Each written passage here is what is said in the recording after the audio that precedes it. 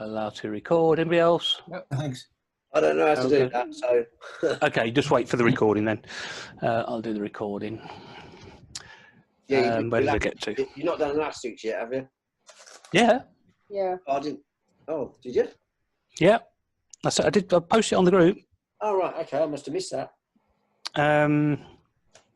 So this is the one we want. We want photo pills. So hopefully you can see photo pills. No. No. Why can't we see photo pills? Yeah, we can, yeah. Yep. Okay. So with photo pills, the best thing about photo pills is, first of all, it will show you the Milky Way. I don't have to do it like this. I can do it like this now. So all I'm doing is I'm on my phone is I've got a sort of, this is Google Maps, and it automatically finds my location. So this is where my location is. Yeah. And then this is time. So where it's light blue, that is daylight. And then as I move forward, it goes through sort of golden hour, blue hour. And then when it goes clear again, but darker, that is nighttime. And what I can do is I can switch on an overlay that shows the Milky Way. Now, this is showing the, don't forget, we haven't got the core of the Milky Way at the moment. So what I can do, if I go forward in time, there we go. As I rotate, you can see the Milky Way rotating, and it's going straight over the top. Okay, so at about this point here, in fact there's what we were saying, we're sort of southwest. And you can see it's just after dark. See, it just changes sort of colour. So it's just after dark. So that is southwest. So that is basically where it is. But here's the brilliant thing about it. It's got this thing called Night AR. And when you press this button called Night AR, as I move this round, there it is. Oh, yeah. So all you do, Di, is you point, you go out with your phone, and you just basically sweep the sky, and you will see it. So that's one end of it. And you see that orange blob? Yeah. That is the core of the Milky Way. That is the brightest bit. That's the bit that everybody wants to photograph. But that is not, that line, that middle line, is the horizon. Right. And so what it's saying is at the moment it's below the horizon. The horizon. Yeah. Now, as we go through sort of time, so if I go forward, come out of Night AR mode, and I whiz forward, I can actually go straight to a date, but I'm going to just whiz forward. In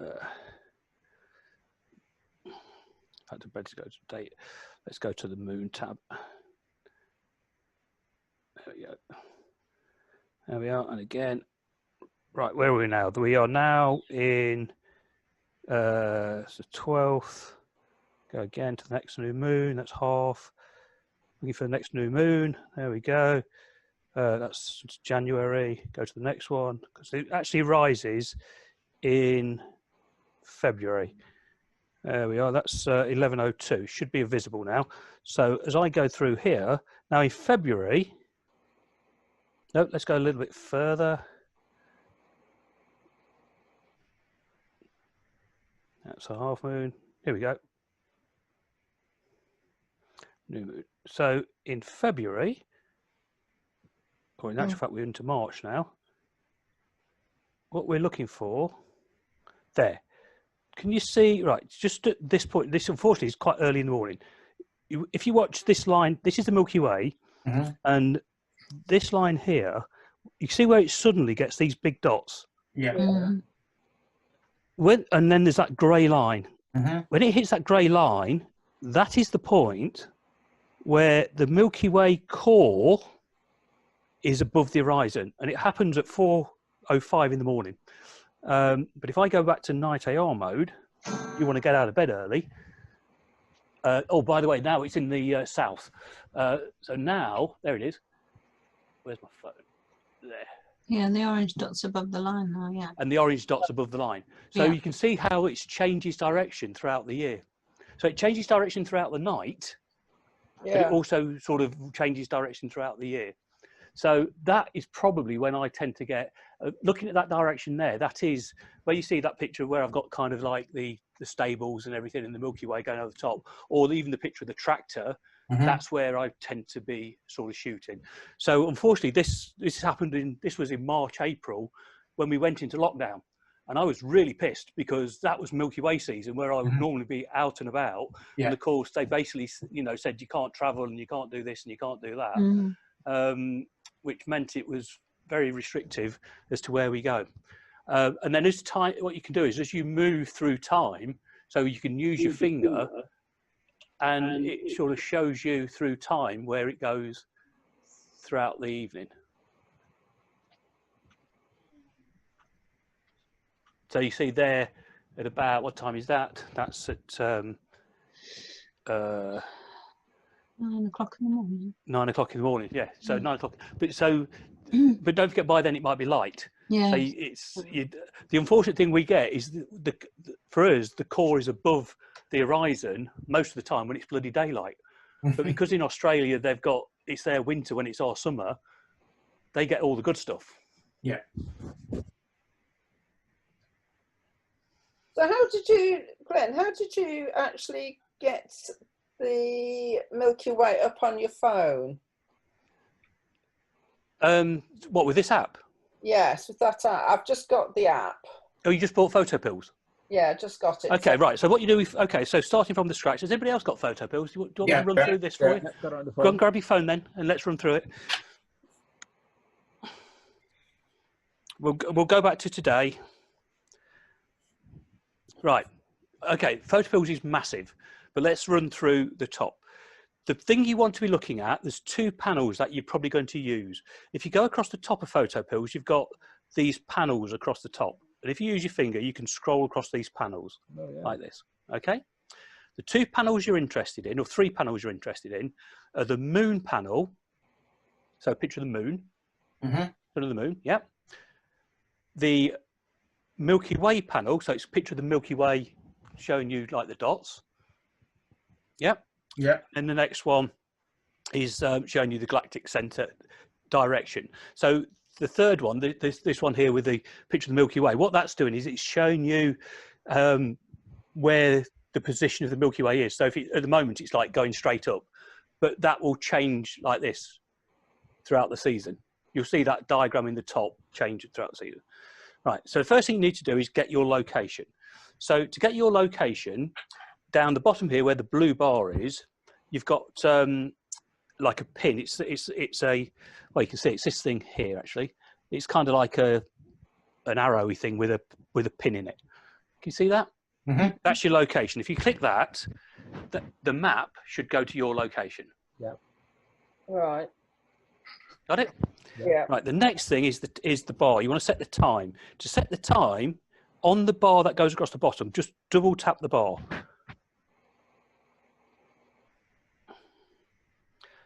Yeah, and it'll go, or double tap the time, and it'll go to time. And what you can do then is it'll come up with date and time, and you can just click on now. Just click on now, and that'll give you the date and time. Oh, right. Yeah. Okay. Then to scroll through time, you just move the bar along. Now, if you can't see the Milky Way, which you might not, what you have to do is you go swipe these bars again until you get to the Milky Way visibility bar, this one here with the Milky Way. So it's like dots going into big dots and then small dots. So this one here, yeah. You get that panel up and you just touch the Milky Way, and that switches the Milky Way overlay on and off. All right. Got it? Yeah. No. Have you got the right panel, Di? I've got that one. I can't see. No, move your phone a bit. Oh. No, I can't. No, yeah, no, I can't see the angle on it. Try. You've got to point at the camera. That's the one. Yeah, that's the one. Yeah. Oh no, it's the one next to that one. That was the direction one. That was. Just swipe one to the left. Oh, right. It's Yeah, You got it? Yeah. Now, that on and off, gives you an overlay. You get this dome thing. Yeah? Got it? Yeah. Okay. Yeah. Now, what that dome represents, if you understand contour lines, imagine that you'll understand this then. So imagine that's a bowl. So you've got a basin, and on that basin you've drawn circles going round. So if you think about this edge of the basin down here, if the Milky Way, as I go through time, the Milky Way, oops, I'm trying to do it on the Milky Way changes direction, but it doesn't happen at this time of year. It stays on the apex, but later in the year, what will happen is it will lay down, so that it will go and lay down on that bowl. So if you imagine that kind of going like this, flattening down, that's what's going to happen. Do you understand what I'm saying? Yeah. Yeah. So at different type of the years, it'll either be like this, or as the season wears on, instead of going straight up the top, it will come down and it will be going round that basin, the lower portion, the horizon more than across the apex. So that gets you started. So what you can do is you'd use that first of all, and what you're looking for is that bit where it changes colour. So where it goes into nighttime, because there's no point going out before it's dark. No. Let's see it. So you're looking for that bit where it changes colour, and that there is the start of your photography time. So you can see here that it's virtually, this is north, obviously, up, south down here. So you can see at sort of at 7 o'clock, 8 o'clock. So here, by the time it gets where I am, by the time it gets to 8 o'clock, by the time it gets to 8 o'clock, it's due west. So if you've got a compass, you just look due west, and that's exactly where it will be. And then, of course, it's going to go west through to east. Is it also due east as well, Ben? Yeah. But so what you've got now, the thing you've got to kind of get your head around is, and I showed those pictures, look at the slides, we'll bring them up if you need to, is how the kind of Milky Way is. So what you've got is that big bright bit is the bulge. So the Milky Way is kind of like an egg. If you think of like an egg and the egg white, it's like if you imagine a small egg, you know, the golden center of the egg, that's your bulge. Now, as I showed you last week in Australia, they're lucky because they get their yolk in the middle of the egg. But we don't. We get the yolk. We broke it in the pan a bit wonky, and it went off to the right-hand side or the left-hand side, and we ended up with all that white on the left, and then the egg yolk down in thing. So what we tend to get is we just get the core down on the horizon. But the problem is on the horizon, that's where all the light pollution is, and that makes it more difficult to see. Yeah. So to bring up your night AR die, to answer your question, all you do is, so you've got your picture there, and then down the bottom here, you've got sort of buttons, find, AR, night AR. If you just press night AR and then move your phone around, you'll see where the Milky Way is compared to where you are. Oh, right, okay.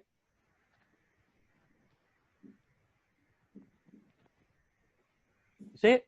So if you need to hold it up kind of, you know, sky level, otherwise you're looking below the horizon. Yeah, what it's come up with on here is waiting to validate, check you are not using a case with a magnet.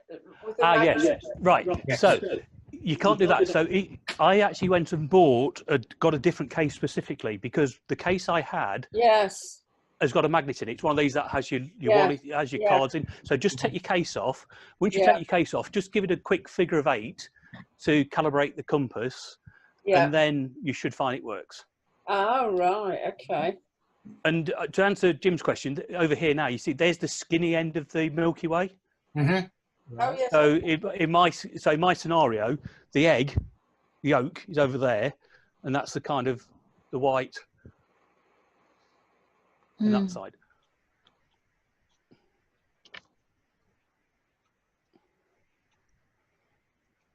And the brilliant thing about this is you can use it in the daytime.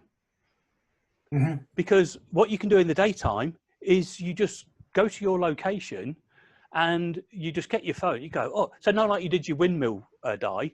Yeah. If you want to get your Milky Way with a windmill, say you could do that. Yeah. You could just go out there in the daytime, and there's your windmill, and you just walk around the windmill, circumnavigate it, pointing at the windmill, and at some point you'll get the Milky Way hopefully behind it. Way. Oh, right, okay, thank you. So the magnet in the case affects the phone, does it? Yeah, absolutely. Yeah. I had to buy a new phone because I specifically wanted this this app, and the phone I had previously didn't have a compass in it. Oh, right. So because it didn't have a compass in, I couldn't use the app. So I actually went out and bought a brand new phone, but I needed one anyway because the other one was always full. Because I only had I think it had 8 or 16 gigabytes in it, and I got 64. Yeah, when I went into the garage and dug my old Silver out. Yeah, I've got one of them. Yeah, I've got one of those. cheaper than a phone. It's £6. Well, yeah, it is. But on your phone, you can also download. Once you understand the direction, you've got a compass app, so you can get a compass app, yeah, which are free. Well, free on the Android, and then you could got all your directions there as well. It's So built that's in on correct. the app. North is over there. Mhm. Does the magnet in the case affect that as well? Yeah. Oh yeah, absolutely. Yeah. Yeah. Yeah, I got 2 identical phones, one in a case and my work one without the case. Yeah. And put the 2 side by side, and they've got 2 completely different readings. My phone doesn't know where north is. Yeah. No. That's what Well, I it was thinks finding north the is other where day. your magnet I is. couldn't work out Yeah. why. Yeah, it's completely confused. Oh, right. Yeah, north is where your magnet is, obviously. Yeah. Right. UK Yeah. then. Good. Let's minimize that. I'll leave that in case I come back to it for anything. Good. So there you go. That was pretty cool. So yeah, I mean, Photobill was absolutely brilliant. And it's not just that. I mean, there's so much in there. So, I mean, we talked about, in fact, Di, I'll just continue with this actually for a second. Let's just, because it's all good stuff. Let me just bring Photopills back up again. So not only have you got that in Photopills, but you have, let me just turn my brightness up a touch. Make sure you can see it nicely. Okay, so it also has this thing, it's got loads of stuff about the moon, where the moon's going to be, where the sun's going to be. So you can plan sunrises, sunsets, moonrises, moonsets, all sorts of things. There's depth of field and hyperfocal. But the one that you probably will use is this one here called Spot Stars. And spot, so this is, so again, you can go through this one. Anybody who's got it, let's run through this one because this is dead good. Go and find Spot Stars if you haven't already got it. Yeah. Yep. And first of all, go and take your camera. So they are, I mean, you've all got different cameras. So go and put your camera in, or as near as you can. Yeah.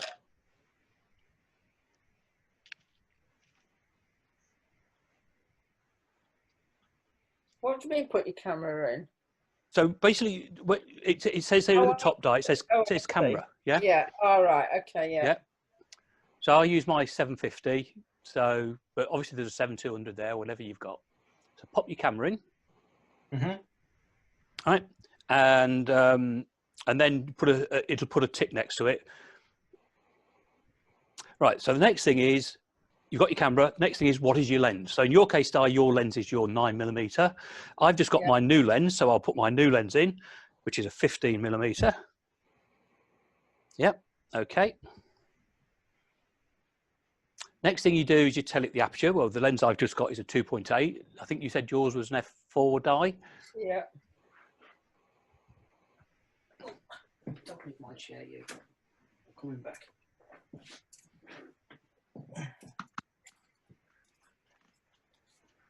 And then the default, just that's already done. So you should just say default in the right-hand one. And then you've got 2 rules, the NPF rule and the 500 rule. Now, we should tell you what your exposure times are. So, Di, what's your exposure time there with your 9mm lens? Hold on. You got on by using the 500 rule. 9. See, mine's 33 seconds. 25. 25. You see. Yeah. Anybody else got one? Jim, what did you go for? Yeah, I've got the F4 on the 24, and it comes up with 21 seconds. 21 seconds. There you go. You see. Yeah. Now, the NPF rule is like if you were going to blow your pictures up big, then I'd use the NPF rule. So because the NPF rule takes into account your pixel resolution and all sorts of things like that. Also, it takes into account this third thing, which is the angle that you're looking at for your sort of Milky Way, because if you're pointing straight up at the North Star, the stars, relatively speaking, aren't moving as fast as they are when you're down by the ground. And you'd have seen that if you've done your star trails in the centre where the North Star is, it's a little tiny movement, but down on the horizon, it's a big movement. Yeah. So that basically, that angle there is kind of an angle that basically is where you generally find the Milky Way kind of thing, you know. So that's that. So what I usually do is I usually use the 500 rule, but I err on the side of caution. So maybe instead of 33 seconds, I would use maybe 25 seconds, because I know I'm just going to get that little bit sharper stars, and then just going to be less chance of egg shape. But if you want to get the maximum amount of lighting, then, you know, go for that shutter speed. And that's why, Di, I said you'd be better with if you want to do the same test with your 14mm, your shutter speed. So all you need to do is change your lens to 14, and you'll see that your shutter speed is considerably less. So I might be better off with the 14 then. No, you won't. No, because less is not good. Oh, of course it is. That drops down to 16. Yeah, you see. So the longer that's why a wider angle lens is more beneficial. Yeah. Because a wider angle lens will let you have longer shutter speeds. Longer shutter speed. Longer shutter speeds, more light, better. Yeah. If you have a longer shutter speed, isn't the stars moving? Well, no, because that's what the rule does, Jim. The rule works out how long a shutter speed you can have for that lens before the noticeable star movement. Right. So if you have longer, that'd be worse. Oh, God, yeah. I mean, if you want to do, let's just say for the sake of argument, well, okay. Instead of 33, you'd go, what, 30? Yeah, I'd go 30, yeah. I'd go 30, 30, something like that. And then what I'd do is I'd zoom in and just sort of check and see that they were sharp. I say sometimes I'll err on the side of caution, and I'll perhaps go midway between the two. So I'll perhaps do 20, instead of 17, I'll do maybe 25 instead of 33, you know, so it's kind of midway between the two. And then you've got that. But if we take something ridiculous, so let's say you wanted to do pictures with your Tamron 18-300. So let's say you've got the 18-300 lens, and you thought, I'll go and photograph Orion. Yeah. So let's go and whack in 300. Okay. And I think it's going to be 6.3. There you go, 6.3. And there you go, 2 seconds. But that's a double whammy, because it's 2 seconds, which is obviously a lot less time, but it's also a lot smaller aperture. Yeah. So you can see the problem with that, can't you? You're going to lose light through the aperture, and you're going to lose light through time. The only thing you can do then is you start whacking your ISO up to ridiculous numbers like 12,800 or, you know, some bonkers number to try and get enough light in. The foot pills didn't tell you about the ISO though, does it?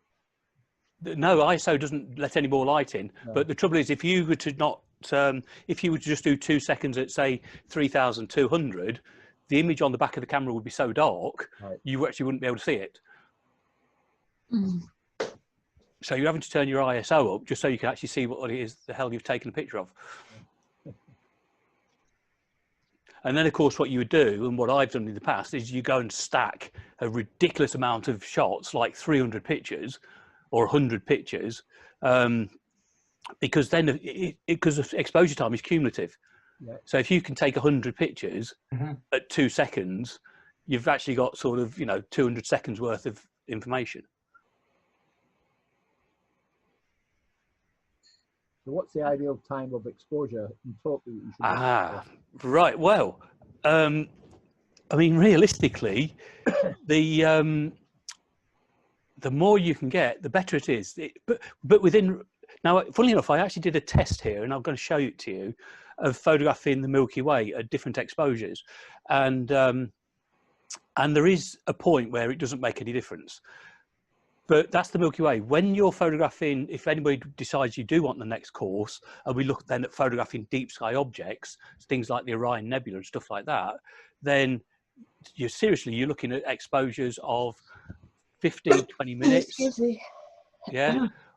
up to several hours. I know people, that have done the Orion Nebula or the Pleiades at like 6 hours worth of exposure. Wow. And they might even do it over 2 or 3 nights and then blend those pictures together. Yeah, well, I've got an astronomer's photograph book of the year. Right. And I was going through that, and some of the length of the one was 7 days. Oh yeah, absolutely. Yeah, if the object is really faint, if the object is really faint, that's what you might need to do. You might need to. I mean, I say there's. I photographed. I showed you last week the thing, the Rosette Nebula, and you cannot even see it. You just can't even see it. It's not. You've got to kind of know where it is in the sky, and you have to take about. You have to take a load of pictures and then blend those pictures together on the off chance that you're actually pointing in the right direction.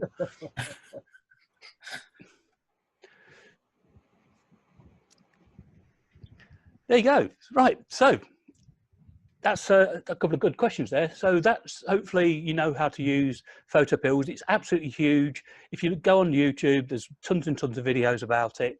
But that basically, to be honest, that little demonstration there is giving you the gist of it. How to change date, how to set your location, how to activate the Milky Way overlay, and how to use Night AR. And to be honest, you'll probably that'll keep you going for a little while.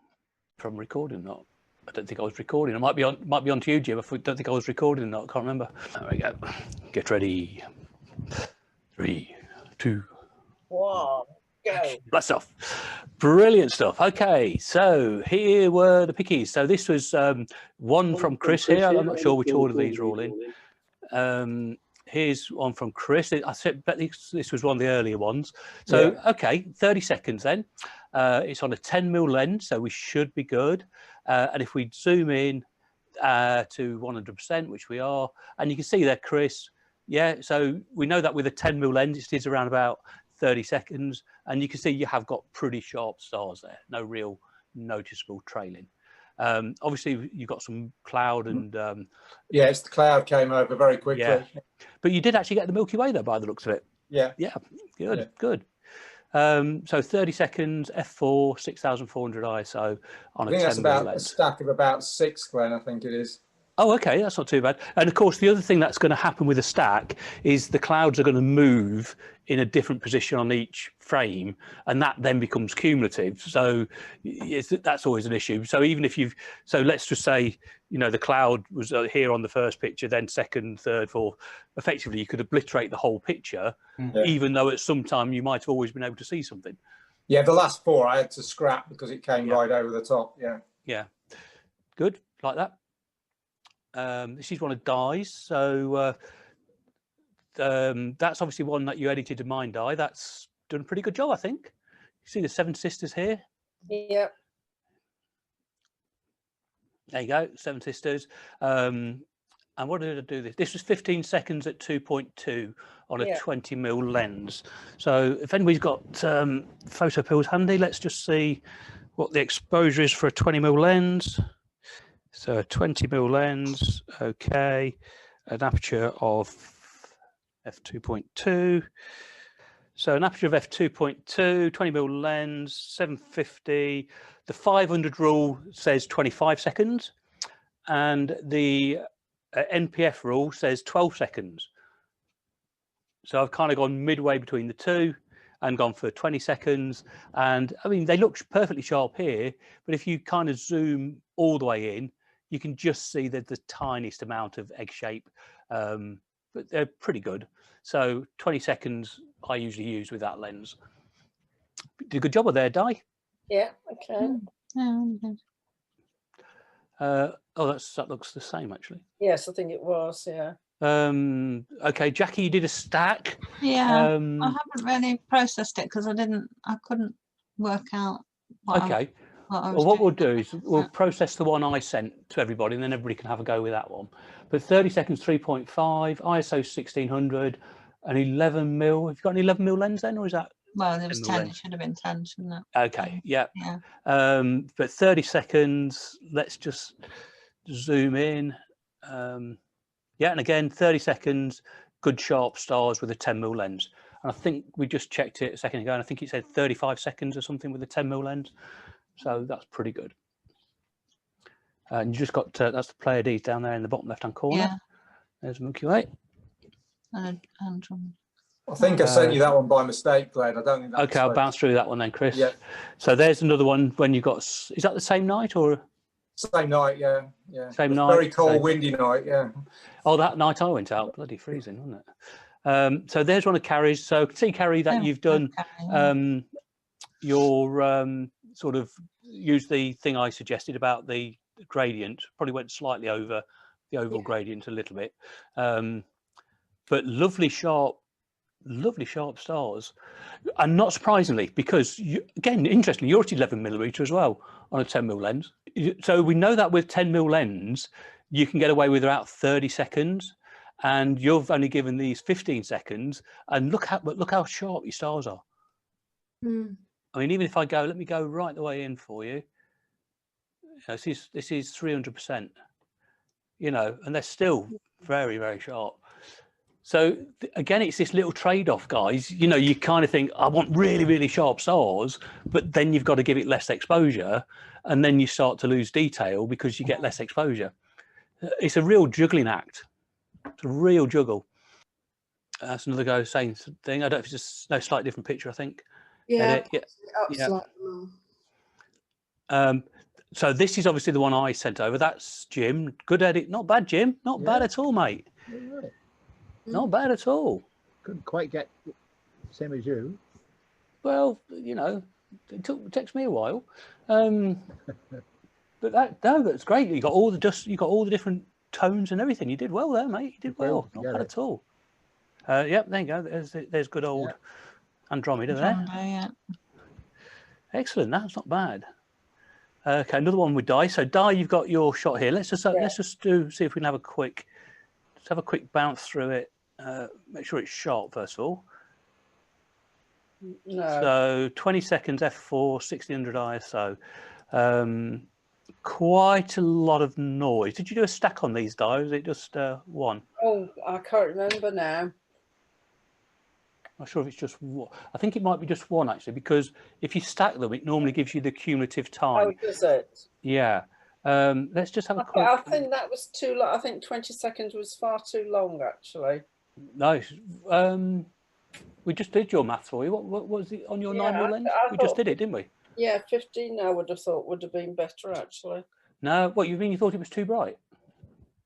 Well, I don't think there's enough light in it.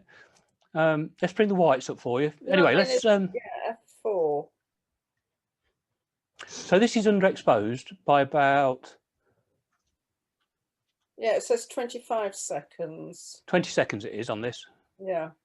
Yeah, 20 seconds. Yeah. But there is probably your optimum exposure, and that is 2 stops more.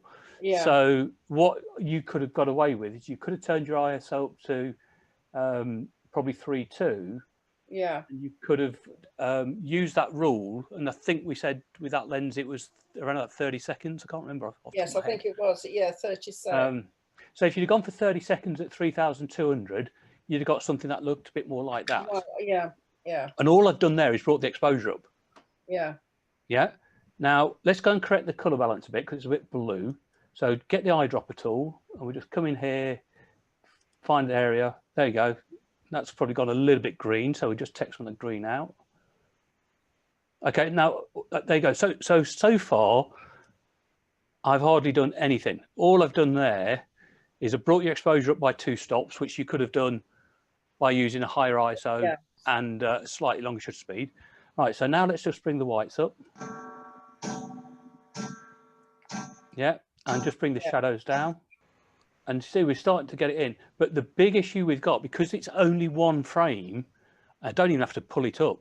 Because it's only one frame, the grain is terrible. Is unbelievable. Now, obviously with your camera, it's more of a problem because the reason that astrophotographers tend to use full frame cameras is because they give much better low light performance. Yeah. And you've actually gone the other way because your center's smaller. So you need to really do a lot of exposures. So if I'm saying to people do 10, I would say to you do 20. Yeah, yeah. Because you're going to have a lot more noise than other people. Okay, this is one of Jim's. That's one of your pictures, Jim, I think, not one of mine. Yeah, that's one Yeah, of mine. again. It's, Not bad, mate. Not stack of bad. 9. A stack of 9. Yeah, it is. So you can see here, it does. Yeah. It does bump up tells you the total exposure. Yeah. So stack of 4 9. then. That was in 20 seconds then. Yeah. I think. Is it 20 seconds each? Yeah. So zoom into 100%. So yeah, I mean, there is noise there, but there's a lot less than there was on the other one. If you look down here, you can see there's not a great deal of noise.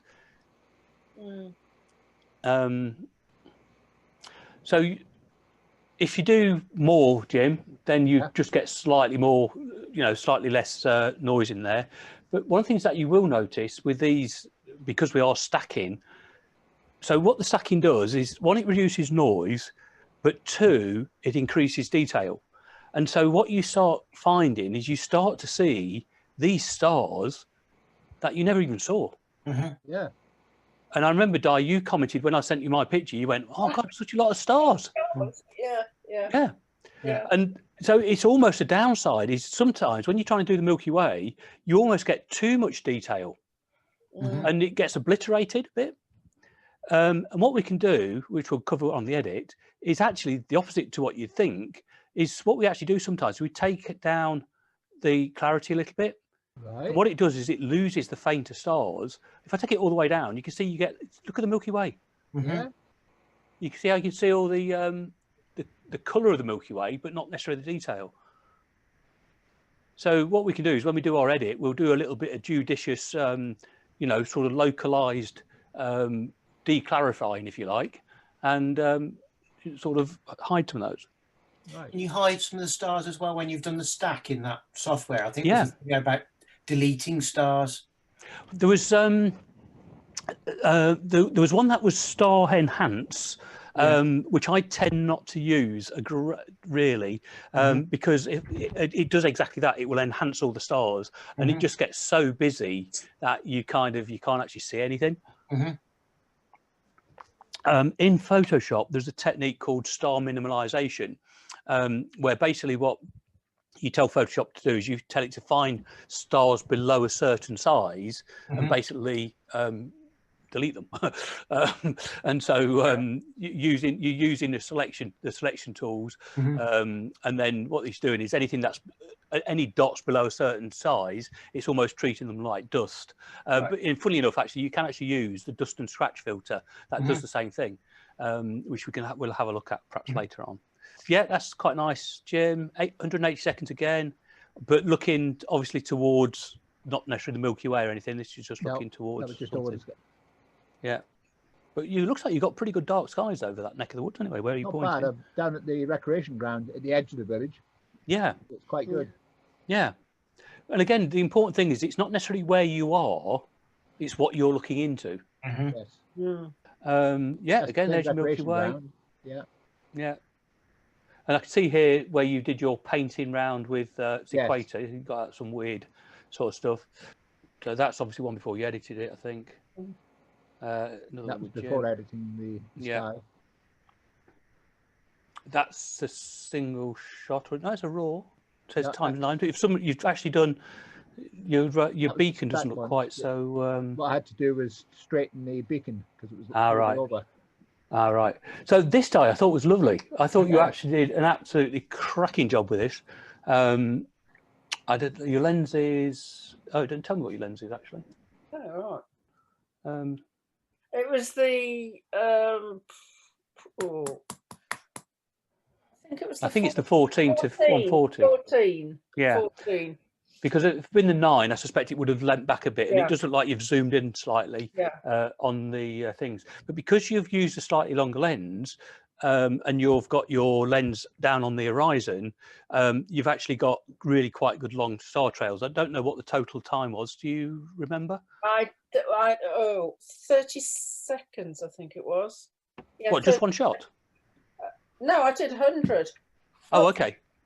Yeah, how many did I do? Hold on, 15 seconds. And 100 pictures. Yes, 3.5 the focus was.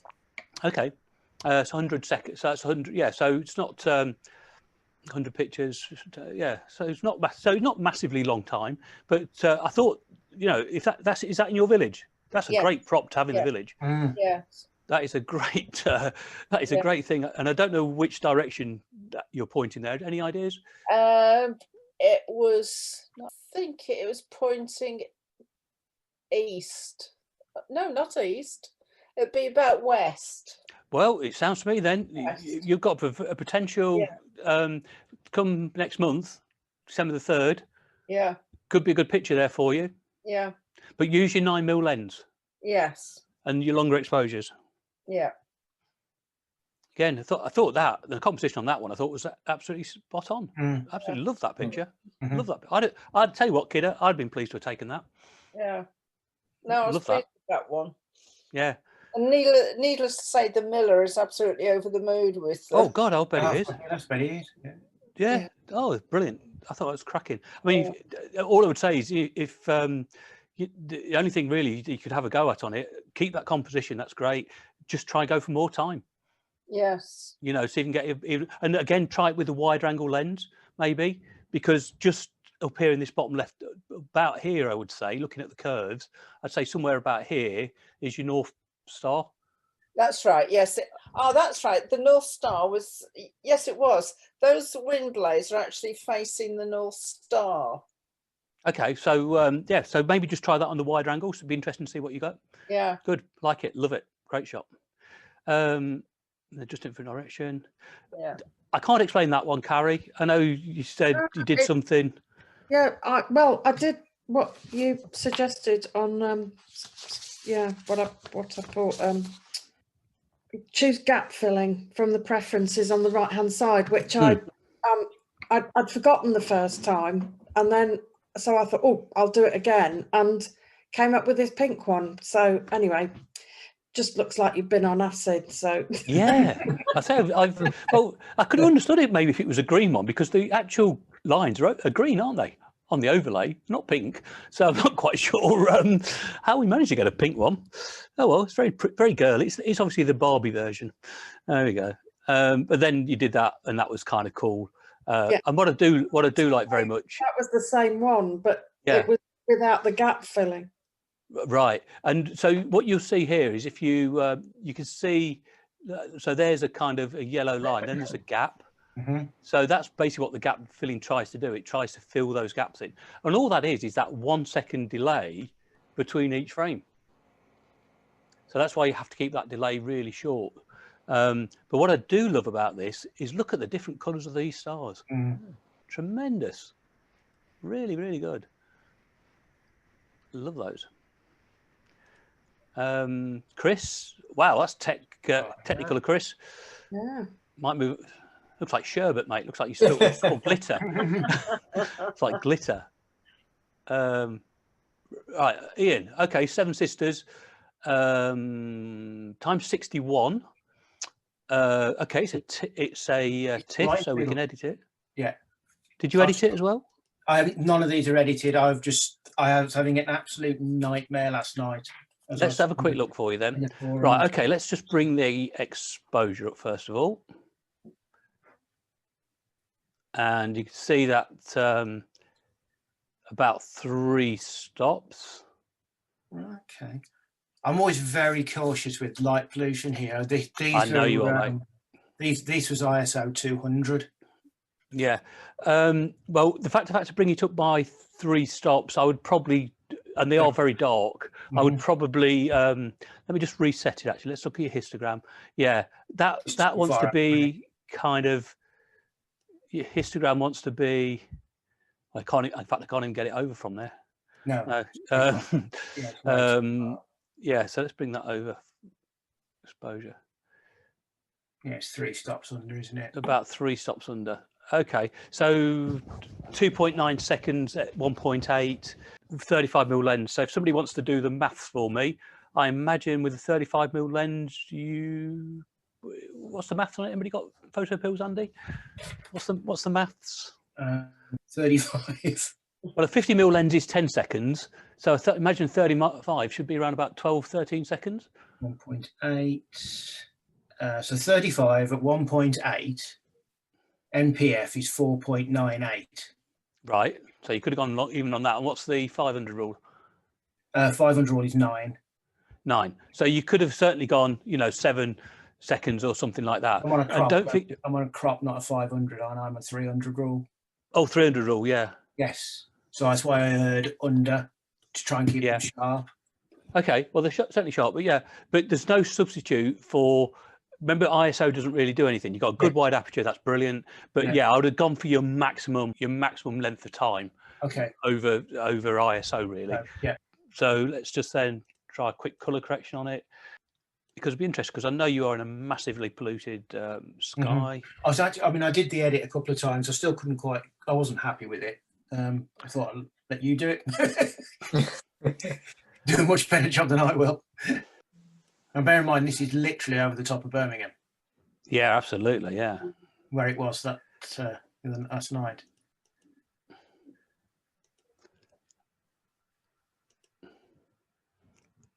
Right, so it's got some chromatic aberration in there. Let's see if we can get rid of that. So get the little eyedropper there and touch it on the purple. There we go. It's got rid of the chromatic aberration. And these are actually blue. If you get enough exposure on these, so that was stack times 61, but like you say, very light polluted. You can just see a bit of blue coming out actually, just on a couple of these. So let's try a little bit of dehaze on it. There we go. In fact, I'll tell you what, I'm gonna crop you even more. You haven't really got. There's a lot of interesting stuff goes on around this area actually. In fact, you got Aldebaran. There it is. There's Aldebaran down there by the looks of it. I posted that picture with these and Aldebaran. There's Aldebaran. Yeah. So yeah, I don't think there's a lot more I can get out of that. Oh, okay. I tell you what, it is. Yeah, look, this is amazing. I don't know if you can see it. Let's just bring this up. I tell you what, let's look at curves. All right, now you see, now I've tweaked it. You see your histogram? Yeah. It's quite nice now. That's quite a nice histogram. And what we'll try and do is that even on this short exposure where you are, mate, there is just, there it is. Right, that's brought it out a bit. Right, Control 1. So let's add a bit of a contrast to it. It's just coming through. I don't know if you can see it. Yeah. See here? Yeah. That is the nebulosity. So even on a light polluted area, 3 stops underexposed at a 2.9 second exposure, that there is the nebulosity coming through. I don't know if you can see it on Zoom. It's a bit of a smudge. And just to remind you what that looked like is something like that. Oh. That's what we were seeing. So you're at 400 mil there. Yeah. So I didn't have to zoom in. So I'm at a 400 mil lens, and this is 120 seconds compared to your 2.9. Yeah. So you're at. Hang on, I'll just work that out. So you're at. Just bang that in the old calculator. And I'm at 1600 compared to your 2. 400 at f8. So to get. So that's one. So the 500 rule, because for your camera, is 1 second. Yeah. So I would have had to take some 120 pictures. 120 pictures to get there, which is, I mean, it's only 2 minutes. Yeah. It's actually not very long. No, it's not. And so, I mean, literally, you can get your camera there, just set it up, lock that cable release off. I mean, even if you get 500 pictures, it's not a bloody problem, because it's only going to take 6 minutes. Yeah. Yeah. I'm just going to try writing that down. I mean, I did some pictures the other night. In fact, that night we came in after last time, and it was freezing cold, and then I went into the garden and I did some stuff in the garden and literally did that. I just locked the camera off, just point it in the right direction, came back with about 500 pictures or something, you know. Yeah. So how many shots was that exactly? This would have been, well, it would have been around about 120 shots, probably. Oh, 120 shots Yeah. a second. Oh, okay, yeah. So 120. So it's not 120 seconds. It's 120 times. 20 times 1 second. Yeah. And then you took the old Star 8 out. Yeah. The Star 8 filter over them. But again, you know, these are again. That's about 120 seconds. Mm-hmm. Orion. Yeah. Oh, these are different shots. Yeah. So did I give these? Yeah. Oh, right. Here you go. There you go. So this is even more. So that was 119. That is 100. That is 400 seconds. Yeah. Same ISO, but see how much more nebulosity we're picking up. Yeah. Yeah. 400 seconds. That's at f4. 1600. So if you've got a slightly longer lens, then you know that's going to save you having to zoom in, because that's your other downside, Ian. If you've got to zoom in more, yes, that's effectively going to enlarge the grain, isn't it? Yes, of course. Yes. Keep going, keep going. There it is. That's it. Yeah. That's where we got to, somewhere around there. Yeah, lovely. Seven Sisters. Good. Okay, well, I've done that one, so I won't mess around with other ones. Oh, there's your Milky Way. God, that's going to take some getting out there. Exactly. I was really Right. struggling with it. Yeah, I mean, that is just, I mean, yeah, it's almost impossible. There's nothing there. Yeah, it's difficult. And I do have to be honest, it's D Hayes. Oh, well, you said there's nothing there. Yeah. I tell you what, there's more there than you think, mate. Yeah. Some serious vignetting. So let's have a look. What might need to do there is do this.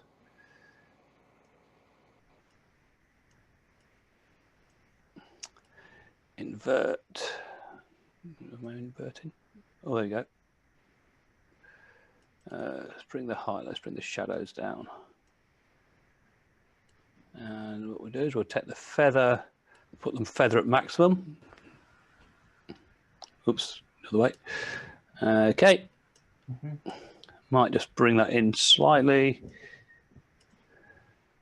Down a smidgeroo with the exposure.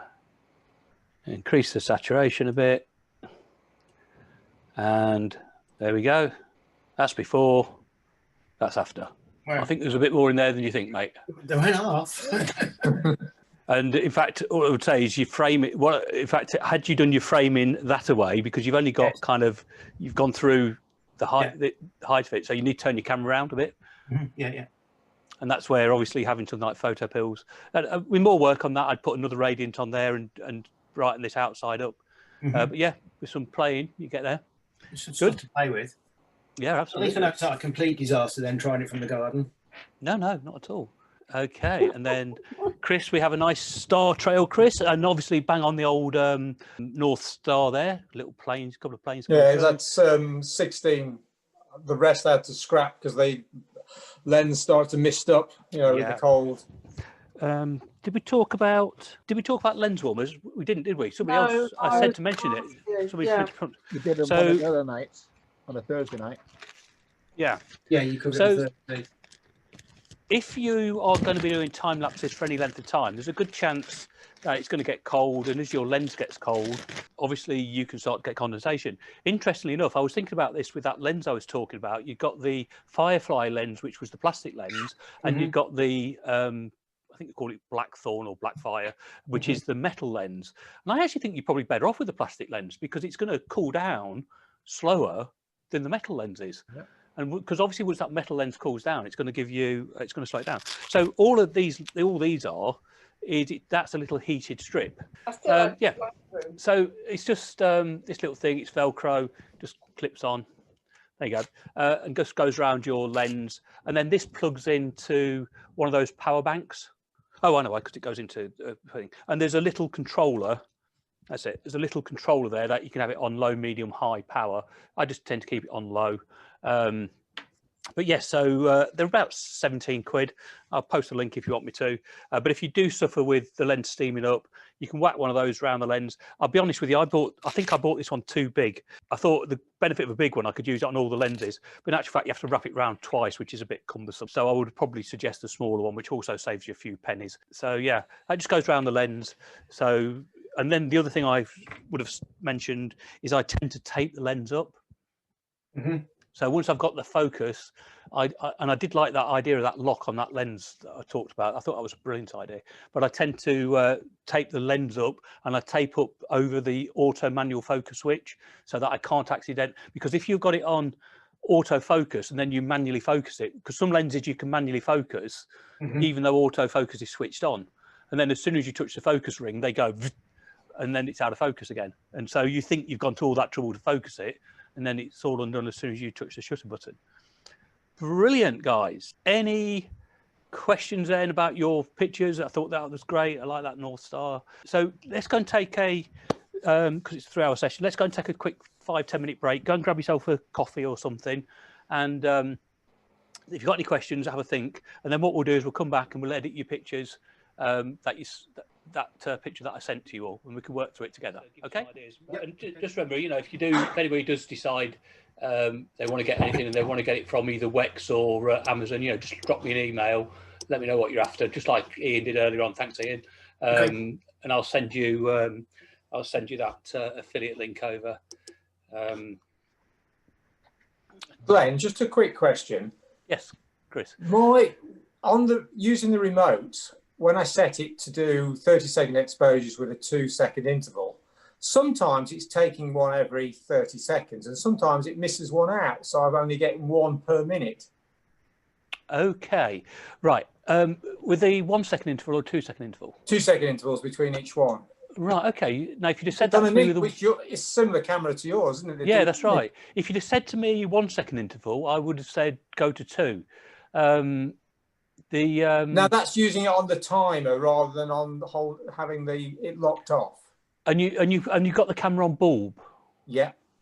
So the camera's on bulb, then you've got the interval timer, and so you've got a 30-second exposure and then a 2-second interval. Yeah. Yeah. I say sometimes it takes one every 30 seconds, and sometimes it just misses one out completely. Yeah, that's a bit awkward. Do I just go? If I lock the shutter down, I think it does it all right then. But it wasn't. Yeah. Well, I would. If you're going for less than 30 seconds, then I would just lock the shutter down and just let it run ad infinitum. Because what'll happen then is you may even just get a half-second delay between shots rather than the full time. So what I would tend to do is if it's below 30 seconds, I just lock it off because that's easier. If it's above 30 seconds, then obviously you've got no choice and you've got to use the timer. But does it need to be on fast motor drive as well? Or? It wants to be on continuous drive high. Yeah. So maybe that's what it might have been that, and you've got to be on. I think it might have been on continuous drive slow rather than high. So yeah, put it on high because obviously it's got to do that movement as well. So you've got to write to the card, it's got to do that movement. So yeah, I'd try it on high. That I've not had any problems with that. I've got the same remote control and I've not had any problems. I say it's just odd that if it did it all the time, I'd understand it, but why it does it sometimes and not others on the same sequence of photographs, you know, it's if we've got time later on, and I'm not suggesting you buy this because I'm very good at spending people's money. Well, I think we might all agree with that. But I've got to tell you, I mean, certainly if you get into, you can use that little timer, that is brilliant. But, you know, they're about 16, 17 quid or something. Yes. But I've got an app on my phone I bought a device called Pluto Trigger. What it does is it goes into the hot shoe and it's controlled by an app on your phone. And what the great thing about that is it's so easy to use because all you do is on your phone, you go say, all right, I'll have a 15-second exposure. And then you do a 15-second, you say, oh, okay, no star trails, I'll do a 20-second exposure. And you could just do that. And then you get your optimum exposure. And then you just say to the app, all right, it's got an intervalometer in there. You just say, all right, so 20-second exposure, take 600 pictures or, take 100 pictures or something like that. And then it just counts down. And and the great thing is about it, for a while, I always thought I had to keep the phone next to the camera. But you don't. It seems to remember it on the device. So one part is on your phone, it connects by Bluetooth. The other thing just goes into the hot shoe, plugs into the interval, into the self timer, the remote control button, and the app just controls everything. And so that's really quite good. And certainly once I start using, if we do the next course, when you start using the star tracker, then that is really good because you can just say, right, give me 2 minutes, give me 3 minutes, give me whatever time I need, and you can control the whole thing from your phone instead of having to keep going back to the camera every time or the remote and doing everything. So it's kind of cool. it's one of those things that you know, you end up, you got to treat yourself sometimes, don't you? The Pluto trigger's good for other stuff as well, though, isn't it? Yeah, it is. It does. It You know, all water sorts. drop stuff, sound Yeah, that's activated right. lightning. Yeah, I was right. looking at. I bought the because I was doing water drop stuff, so I'd actually bought a proper dropper system. And I think in hindsight now, a little bit time on, I think I'd have rather gone for the Pluto trigger because it's more versatile. Yeah, it's a good piece of kit. Yeah. Yeah, this is the right one. Okay, let's. So one of the things that I tend to do is obviously when you're doing star trails, you've either got the option to use your trigger that Chris was just talking about, go and set that to like 2 or 3 minutes or 4 minutes, 5 minutes, and then you get really long trails. So when you come to stack them, instead of having to stack 150 pictures, you've only got to stack a dozen pictures because you have much longer exposures. So that's really where that sort of trigger comes in to help. And it's, again, you know, the Pluto trigger does the same sort of thing. So but the benefit of doing shorter exposures is you can then use those shorter exposures and do star trails with them, or you can use the short exposures and stack them up. So you can kind of do, you know, noise reduction in them, or you could do what I've just done here, which is to basically do a movie with them. And all a movie is, of course, is you just, you know, every 24 frames becomes 1 second of movie. Right. So if you've got 100 frames, that's 4 seconds of movie. How do you do a movie, Glenn? Say again, Jim? What software do you use to do a movie? You can do it, actually, you can do it in Photoshop. Yeah? Yeah, you can do it in Photoshop. The only thing is you've got to remember to change your aspect ratio to 16:9. So you have to go and edit them all first. So here's a little one that I did from that night we went out. So I'll just play this. So there you go. So there's the shot, obviously, with the Milky Way just drifting over. Right. That would have been about an hour. This was one that I turned into star trails then. So you can see it rotating.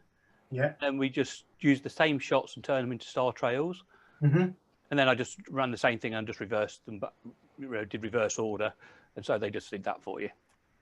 So the only thing is, if you're doing a movie, you've got to, realistically, you've got to do at least an hour's worth of star trails, because that is, you know, 24 frames a second. It only does about, as you saw there, it only does about 5 seconds worth of video, 4 seconds worth of video.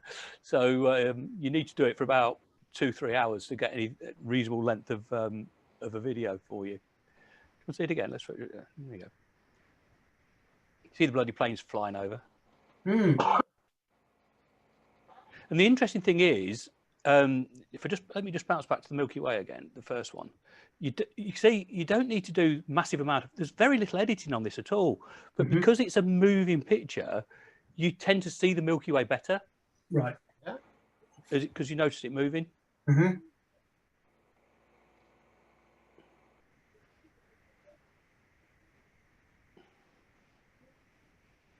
Star trail going backwards.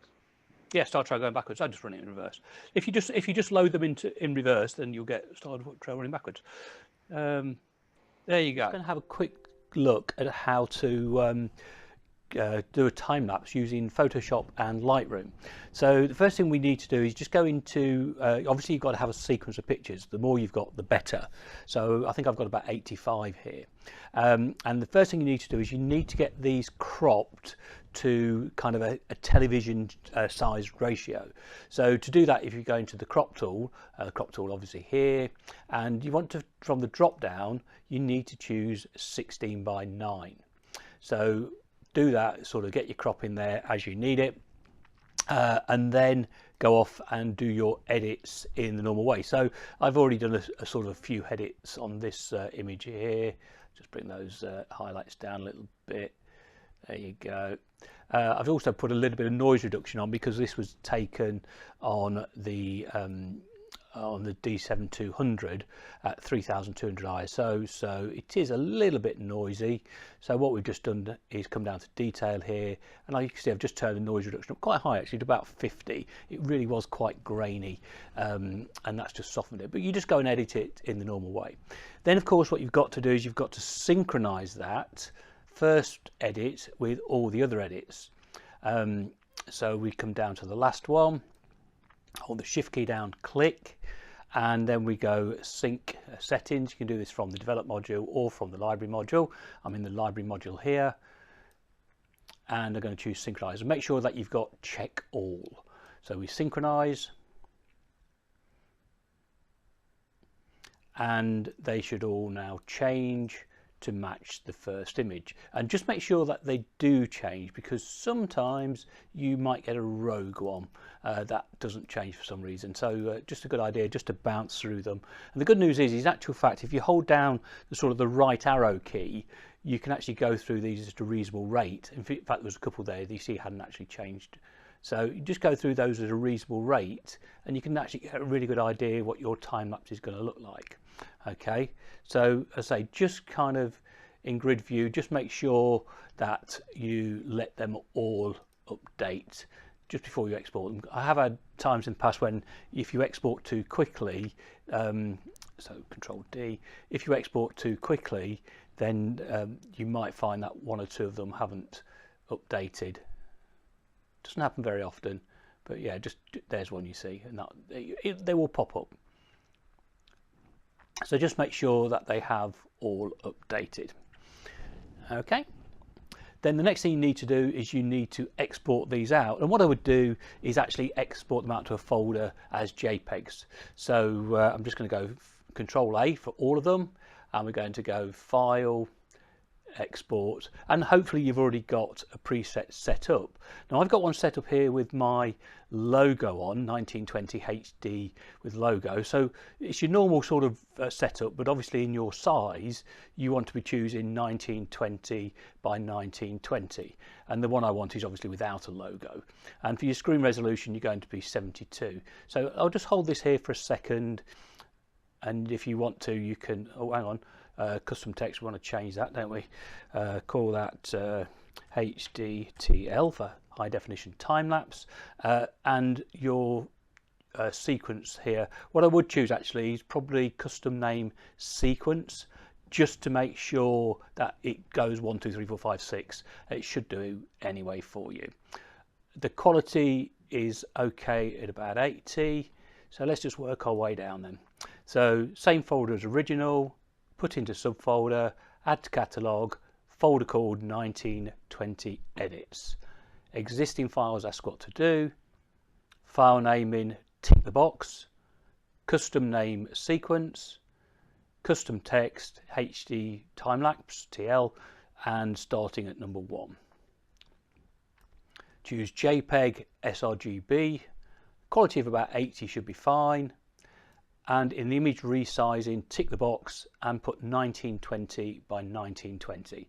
As you know, that's not going to give you a square picture, but it will give you a picture that fits within that box. Resolution 72, sharpen for screen, standard.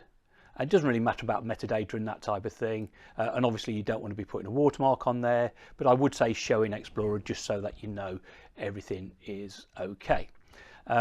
So what I'll do is I'll just actually update with current settings on this one. That's for me. Okay, and now we're going to export them, and obviously we're going to go into a folder called 1920 edits. Okay, so export, and it's actually 82 files. I thought it was 85. It's 82.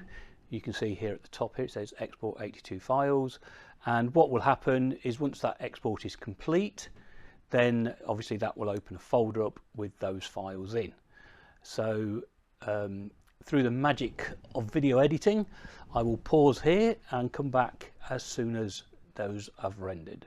Okay, so that's took a few minutes, and that's put them into a folder, and there we go, there's the folder, 1920 edits, and they're all nicely numbered 1 through 82. Okay, now for the Mac users, this doesn't work I don't think, but for PC users, nice little tip here for you.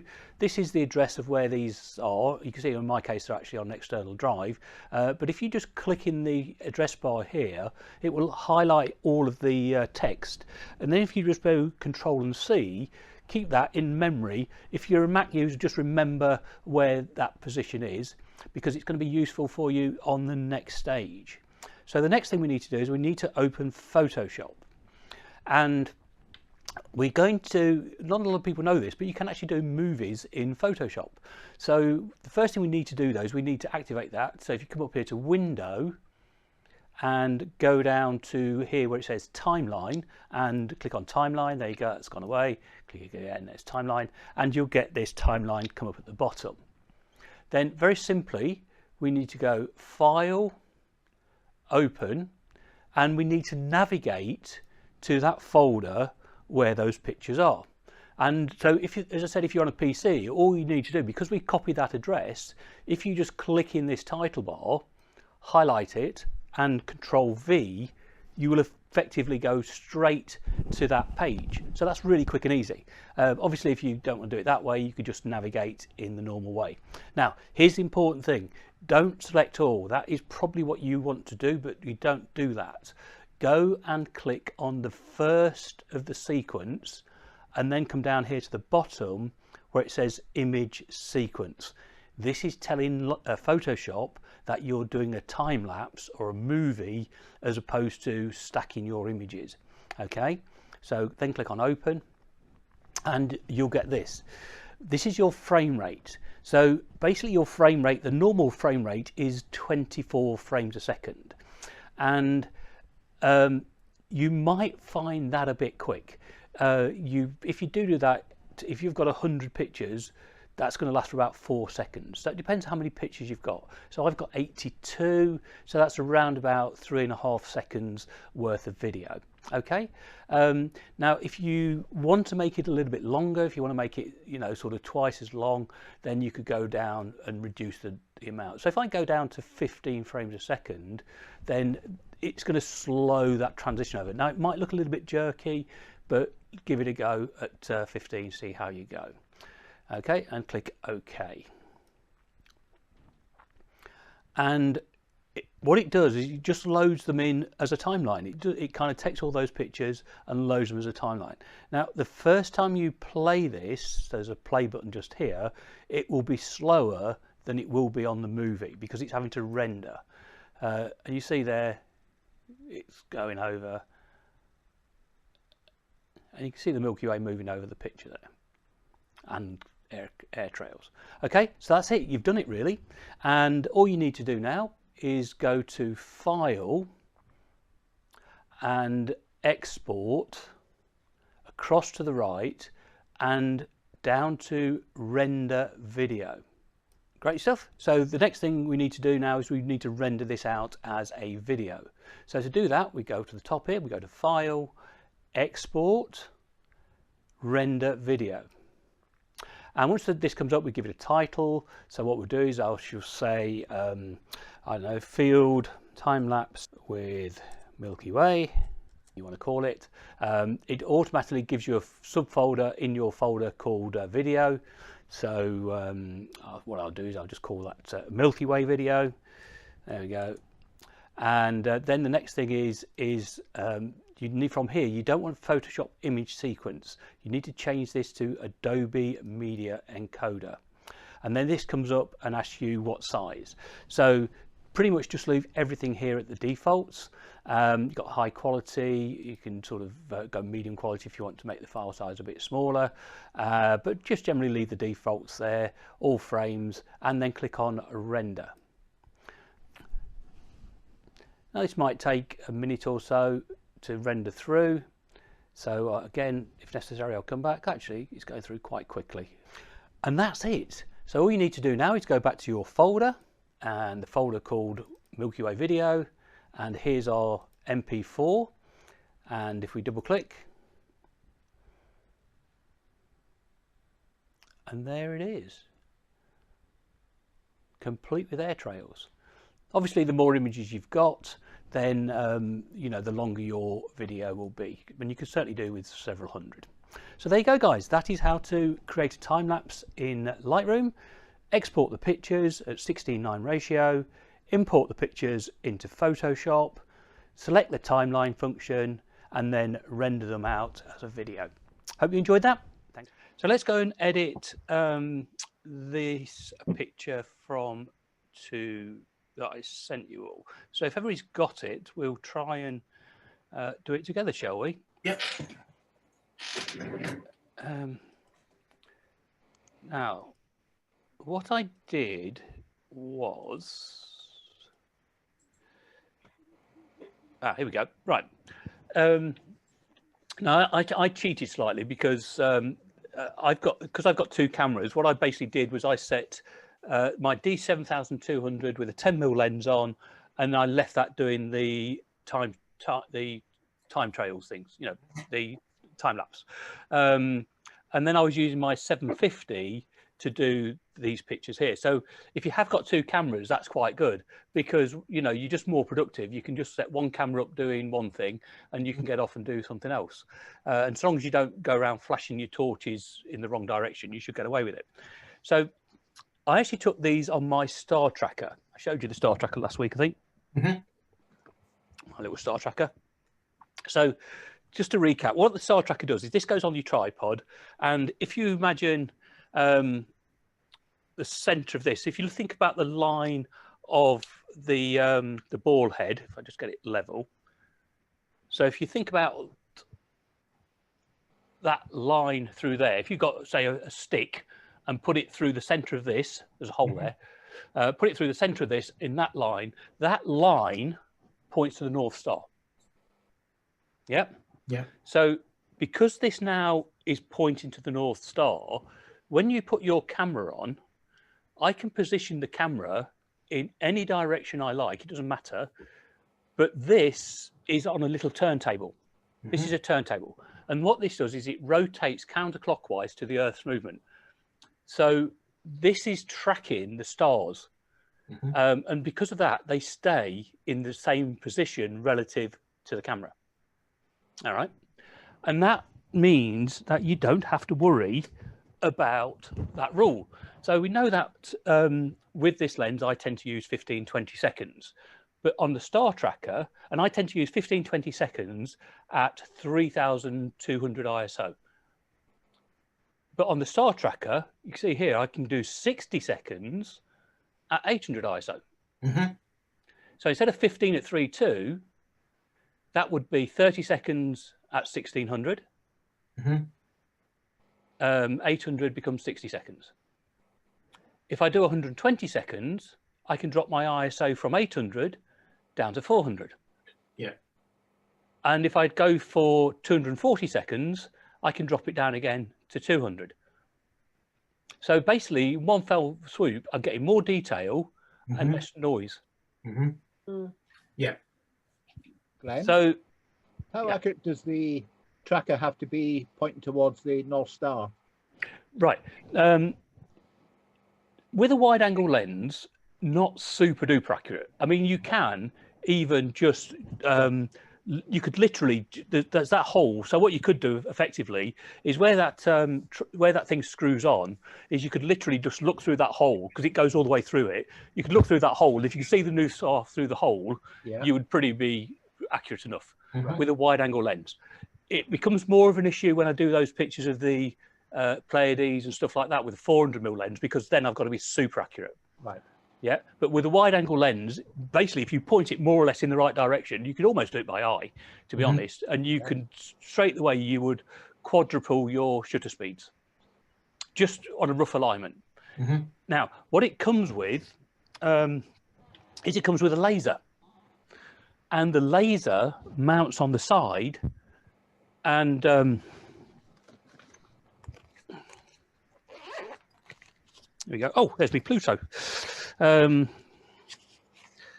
we go. There's my laser and there's the mount. Okay, so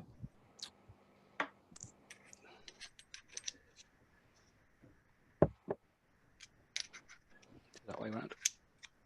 Just undo that. Here we go. Okay, so this. Get it the right way around. There we go. So this mounts on the side of this, and I don't know if you'll see it in here. You see the green light, yeah. Yeah. So all you do is you put that on the tripod. You have to make sure your tripod's level, and then you move it around.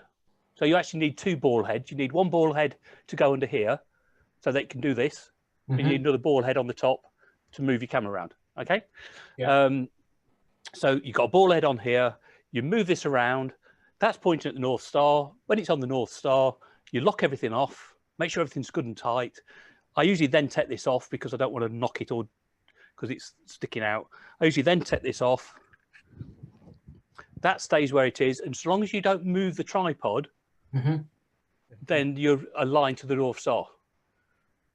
And then, and to show you what you can get,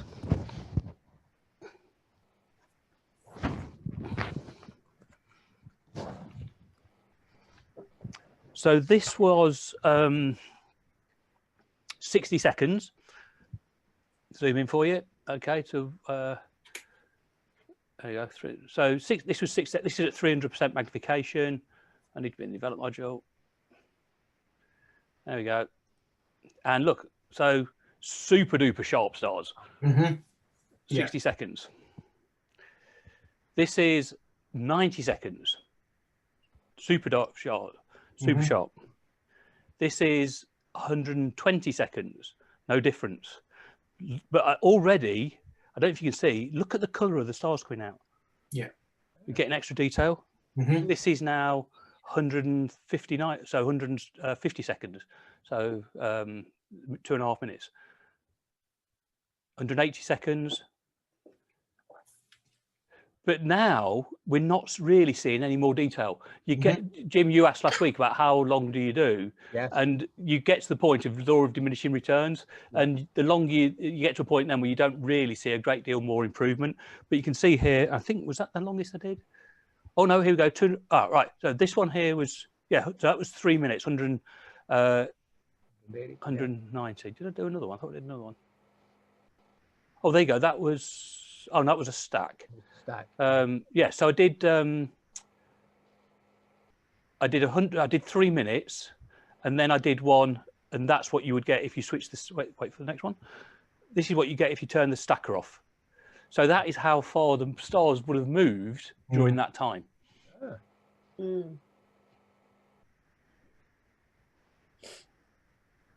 Okay, and then the last thing I did was actually took these ones that were 60 seconds, yeah, and stacked 5 of those. Yeah, so I stacked 5 of those. So that's the equivalent of 300 seconds. And it's probably a little bit bright. Let's bring the exposure down a bit. But the interesting thing is, I think there's actually more detail. If I look at the colour of the stars, I think there's actually more detail with a stack than there is with just the long exposure. Yeah. So if you can do both, if you can do long exposures and then stack them, you're going to get a double whammy. But the odd thing is again, like here, it doesn't look anything, does it? Until you start editing it. Now, this is where the light pollution comes in. If you were in a Bortle 1, a Bortle 2, that's where you would see all that incredible detail on the picture that you take. Yeah. But unfortunately, unless you're going to go somewhere. So who said they're going to Australia? Me. Oh, blimey, you'll get some. I will as soon as I can get there. Yeah, you get some good stuff. Exactly, as soon as we can get there. So let's go and do the 2-minute one because that's the one I sent you. Right then, guys. So this is the one. Has everybody got Lightroom open? Yeah. Got that picture I sent you? Okay, so let's have a quick look then. So first thing I tend to do, I mentioned this last week, is just have a look at dehaze, because dehaze will give you an idea of what's in there. And look at that, even just taking dehaze to about 50, I brought out quite a bit of structure in that. In fact, I think we're at 60.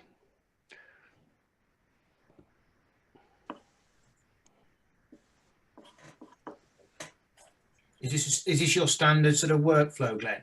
Yeah. So normally what I'll do is I'll normally do a dehaze first, because I quite often I'll knock the dehaze back later, but I'll often put it in first just to kind of have a look and see what it's doing. Then quite often I'll either do white balance next, but what I might do is I might just bring the whites up. So just bring the whites up and you should see the stars start to pop. See? And you see we're bringing up these, see this bit here coming up? Yeah, so that's the whites coming up. Then think what this is. This is shadows. This is kind of like, it's not blacks, this is shadows. So we now get the shadows and we bring the shadows down.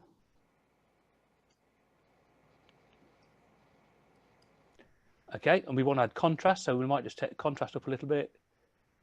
And you see we're really starting to pull some of that detail out.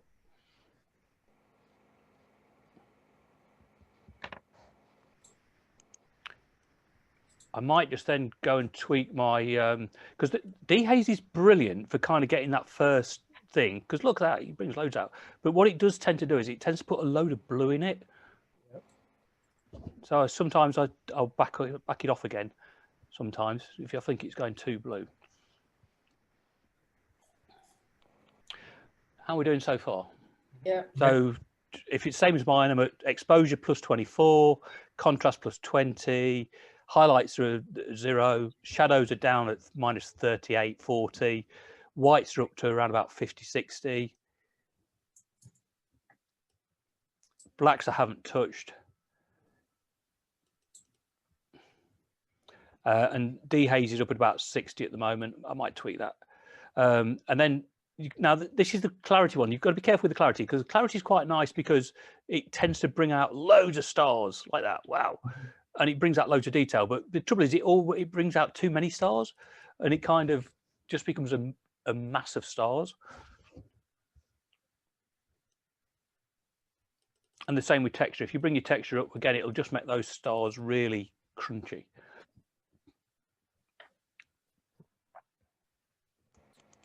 So everybody got to that stage? Mm-hmm. Yeah, when you said it put too much blue in, how did you bring the blue down?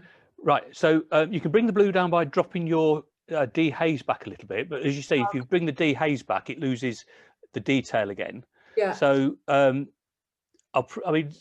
probably ended up here at a happy medium, with probably around about 45, 50. I've just dropped it back a bit. But what we can also do, Carrie, is we can use the temperature sliders to bring this back. Now, a little tip for you, and this works quite well. It's going to sound stupid, but if you just get your vibrant slider and your saturation slider, take them all the way to 100%, it intensifies the dominant color. And you can see immediately that that is just way too blue. So now when you start moving, if it's way too blue, you basically want the minus blue. And so you're going to move your temperature towards the yellow. Gently, gently does it. And at some point, just there, you start to see this detail coming out in places that it didn't before. Now, but now you see it's gone a bit too green. So now I need to get this slider and tweak that. And this is really, really fine tuning stuff, this is. But get the point where it's got a good mix of colors. So there's not really a dominant color in there. So if you think there's a green tinge, no, not the green back, you know, there's a green tinge there, you know. Now, the other little tip, remember, I've given you before, folks that have done the Lightroom course, if you hover over the slider and you use the up and down arrow keys, you can move it a notch at a time. The only thing is it does jump in 5 increments and it doesn't need 5. So I might have to go, actually, I'm not far off there, actually. Then when you've kind of got a good mix of colors, just come back to your saturation, double click on vibrance, double click on saturation, and you'll notice now that it's quite neutral. Yeah. Sorry, could you just repeat what you just said there, please? Yeah, so from where? From where? From the vibrance to the saturation. So you've got your vibrance and your saturation all the way at 100. Yeah. And then what you're going to do is you're going to tweak these temperature and tint. So you can look at that picture there and you see there's a mix of colors in there. Yeah. If I just move my blues there, I mean, you see, look, it's only taken, right, watch this, right, this is one notch. All I've done is using the down arrow. one movement and that has gone definitely blue. Yeah. One up and it'll starting to get a mix again.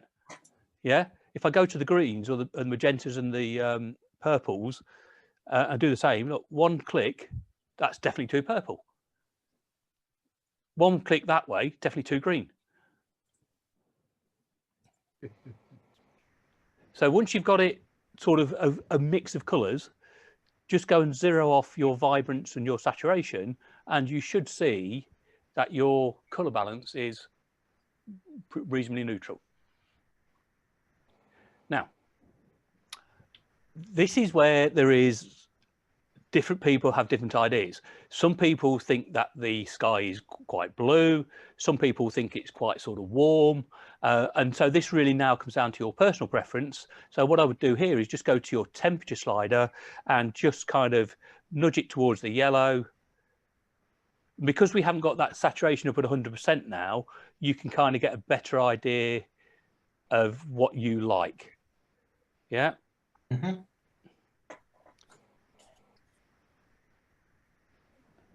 So I tend to like my Milky Ways quite neutral, but I say, so I tell you, you look at pictures on the internet and they're all over the place. Some are blue, some are black, some are ludicrously contrasty, all sorts.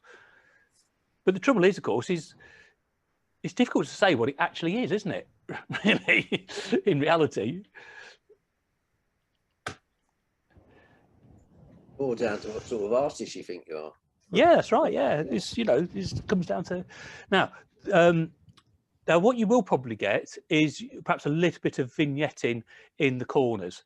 Now, what you can do there is if you come down to lens correction. Now you can try profile correction, see if it works for you. But I often find that it, as exactly what it's done there, is it goes way over the top. Yeah. So what I tend to do is come back down here with a vignetting slider and just bring that back to the left until I've got rid of the vignette, but I haven't made it kind of go white. Probably about there. So a little bit of a manual adjustment in there. Okay.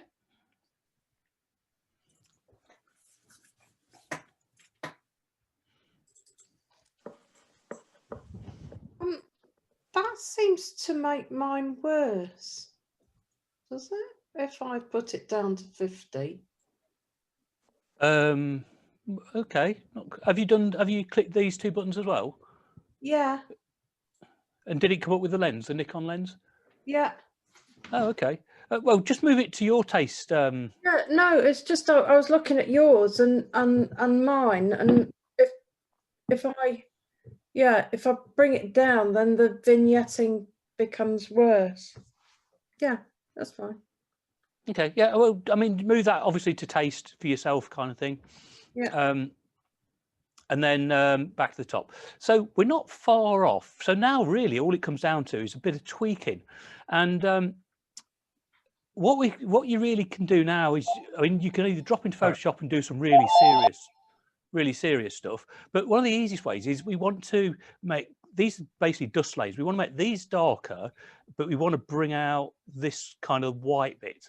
Okay. And one of the best ways to do that is just with the brush tool. So if you go to your brush and put these settings on, so we want to increase contrast. So basically what you want to do is get your brush, bring your highlights down to around about -30. Sorry, your highlights up to about +30, sorry. Your shadows down to about -30. Your whites up to about +30. And just bring your blacks down a smudge. Now, the good news is we can always tweak these afterwards because obviously the way that brushes work. Okay. Then you want to get your brush about, basically what you're doing is we're going to paint in these dark areas and light areas. So you want to kind of get your brush, you see in the middle here, there's kind of a dark splodge. Your brush wants to be about that size. All right. Got it? And then what I would do is come down to the bottom here, and where your flow is, drop your flow to around about, again, about 35-ish or something like that. Everybody got that bit? And then what you can do is you just paint over the Milky Way.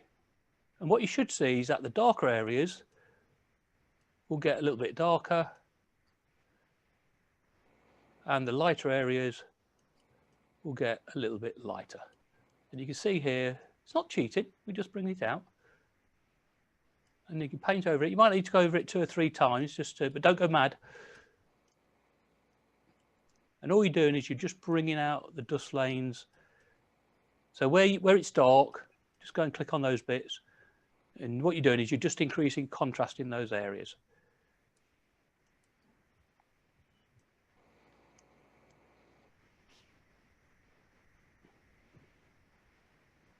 And then when you've done that, you might also want to just get your saturation and just bring your saturation slider up a bit, and it will bring those purples out that we see. And again, you can just tweak your exposure a smidge, just a tiny bit. I mean, this is all to taste.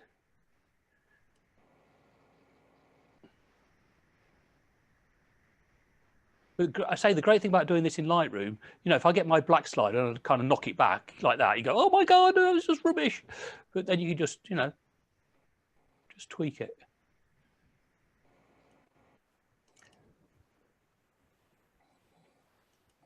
Let me know when you're all done.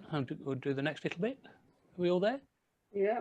Good. Yeah. Okay. So the next thing, what you'll see is this bit is sort of quite bright, but the corners are a little bit brighter now.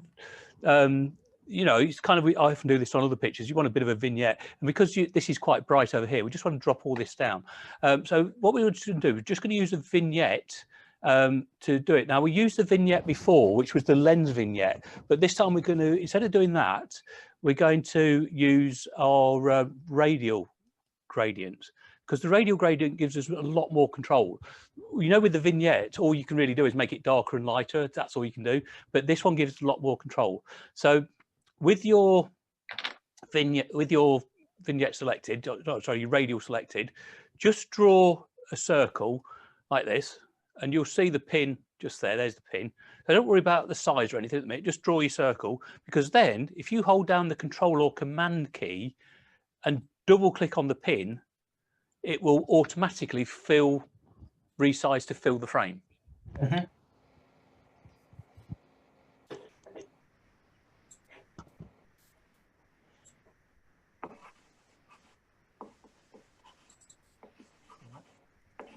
we got that bit?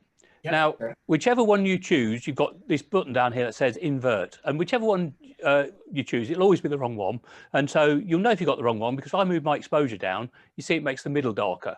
Mm-hmm. So if that happens, you just go down to where it says invert, untick, and then you can now move this down. And you can see we can just darken those edges a little bit, and it just keeps our eye in the center. Sorry, Glenn. Yeah. How did you get? You said you double clicked on. Yeah. So hold the Control or Command key down. You've got Mac, right, Kev. so, Hold the Command key down and double click on the pin.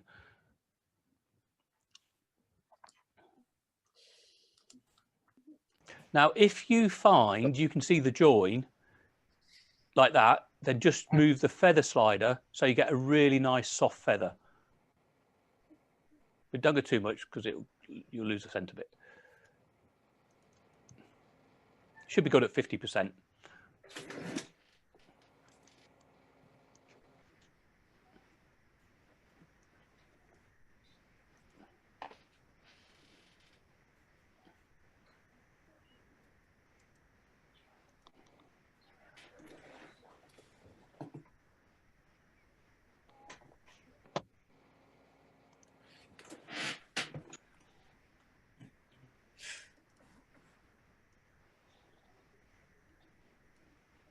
Okay, and then finally, so let me just delete this one. Okay, so you've got a nice one around the outside. So if you just hover over the pin, you'll see it'll give you the overlay, so you can see, you know, where it's working. Yeah. Yeah. And what we're going to do is we're actually going to draw another one, but we're going to invert this one. We're going to brighten up the center bit. The easiest way to do this, because you've already got a central vignette anyway, if you just right click and choose duplicate, it's going to duplicate that pin. What I usually just like to do then is just move it slightly off center so I can see both pins. Otherwise you can't see the second pin for the first pin. All right, so just move it slightly off center. Now, of course, this is going to duplicate the dark corner vignette, which we did before. So what we want to do is the opposite. We want to click on invert, and then we're going to bring the exposure up in the center. Now, at the moment, this is kind of counterproductive to what we've already done. So what you just want to do, and here's another little tip for you guys. If you hold down the Alt key as you resize, you can resize it from one side or the other. Yeah. If you hold down the Shift key as you resize, it will resize equally from the center point. Yeah. Yeah. But if you don't hold any keys down, it will just resize sort of equally from the top and the bottom. Now, what we want to do is we want to brighten this central core up. But you see, at the minute, we've kind of run out of space. So you probably don't realize, but you can do this. If you go Control and minus or Command and minus, so your picture's smaller, you can actually have your gradient extend outside the frame. Ah.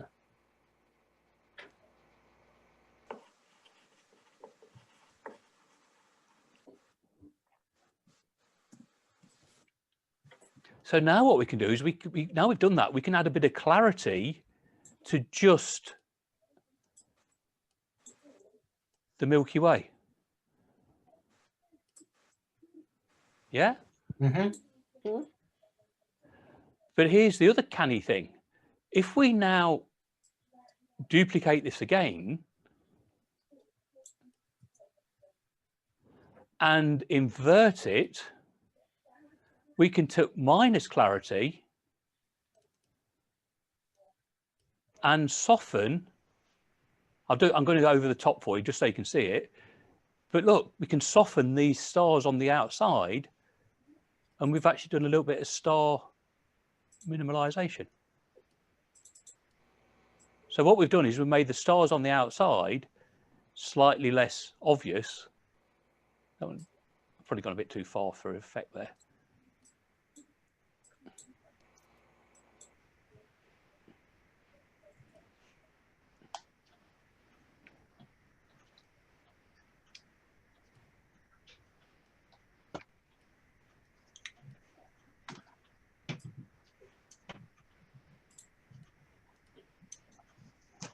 Hello.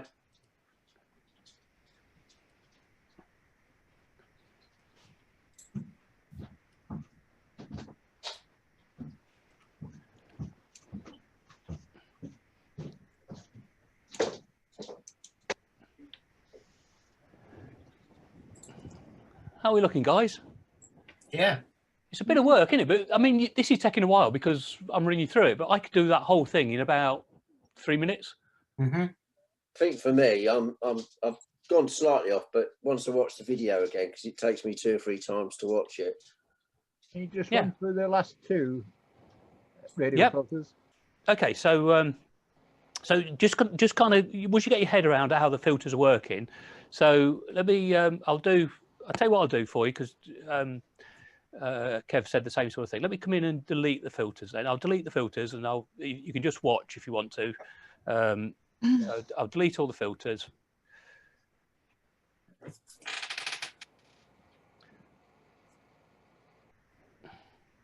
Okay, so the first filter I did was to correct these bright corners. Yeah. Okay, so I get the radial filter, so making sure that everything's zeroed off. Always get into this habit of double clicking on effects to 0. Then with your radial filter, we're going to draw a filter, and I'm not worried about the size or where it is because of this little trick. I'm going to hold down the Control or the Command key and double click, and it will resize to fit the box. Yeah. Then, as I said, whichever one this will either be ticked, the invert will be ticked or unticked, whichever one it is. It's always going to be the wrong one. And I want to make it darker. And I do this, and you see it's made the center darker. Well, of course, I don't want that. I want the opposite. So I'll reset, change invert, untick it, and now it's going to darken down. If I show the overlay, see I'm darkening down the areas that are in red. If it's too obvious, you can use the feather to help you get the balance. Yeah? So you see that's still like that. So you can use the feather to help you get a nice flat field. So good so far, Jim? Yep. Yeah. Right. So that one was correcting the outside. The outside. So but now while we're here, what we want to do is I want to kind of bring up this bit, but I also want to lose the stars on the outside, because the stars on the outside, there's such a lot of them, they're a bit distracting. All right. So what I'm going to do is I'm going to duplicate that.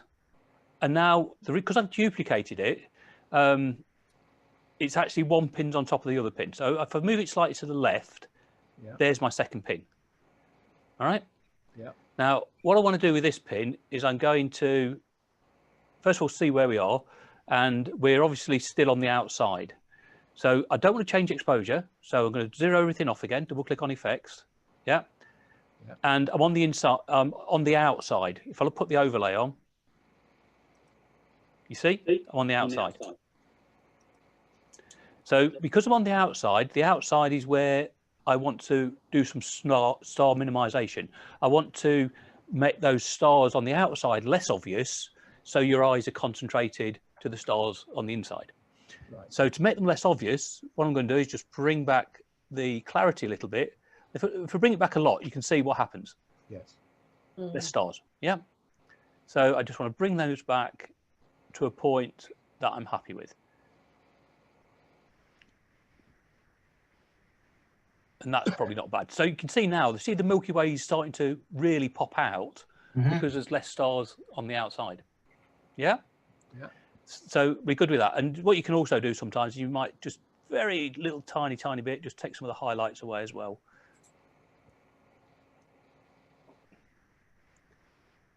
Just minimize them. It's up to you. Okay. Oops, don't do that. Right. Okay, so we got that one. So that, and now again, what I can do is, because I did that on the outside, I'm going to now sharpen up the inside. Now, because I want to sharpen up the inside, I need to do the opposite to whatever I'm doing now, because I'm working on the outside. Yeah. So I'm going to duplicate it again. I'm going to move that pin so I can see, you know, the pin, because if they're all on top of each other, you can't see them. And then what I said is, if you go Control and minus, you can actually extend outside the area, because the Milky Way goes all the way through the picture, doesn't it? It's not just in the center bit. Yeah. Yeah. And then what I can do here is zero everything off. And I need to invert it again. So if ever you're not sure what your radiant is doing, just bring your exposure up or something, do that, and you can see at a glance that it's obviously the wrong side. So we're going to invert, and now just bring the whites up a little bit. There you go, a little bit of clarity.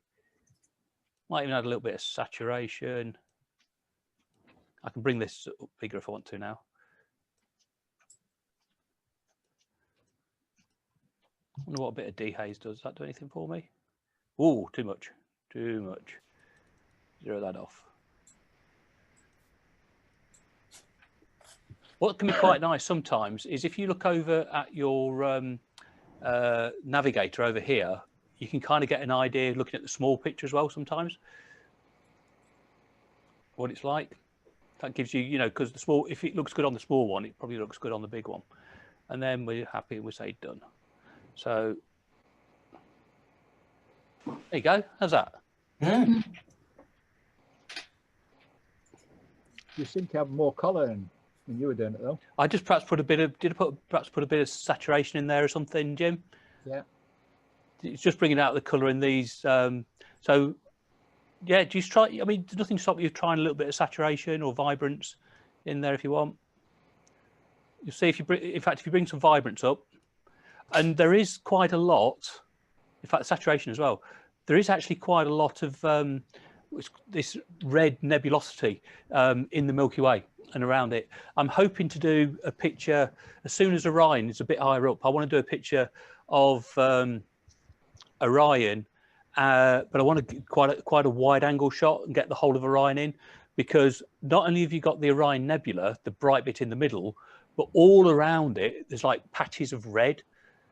But you need quite a lot of exposure to get those patches red out, and this red nebulosity. But you can already see it. Don't think these things here are colour casts or a fault. This is the redness that is in the Milky Way. Mm. Yeah. And then the final thing you can do is, if you want to, is we can zoom in super big. So I can come to the zoom, maybe go to 200%, because we've got Andromeda down here. And if you wanted to, again, with the radiant, you could just come down here. This is a bit cheaty, really, but you could just come down here, rotate that round, and then just the very slightest amount. That's what I did. Just bring it up a bit.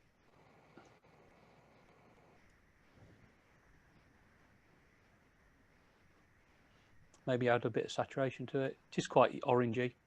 There we go. Tiniest amount there.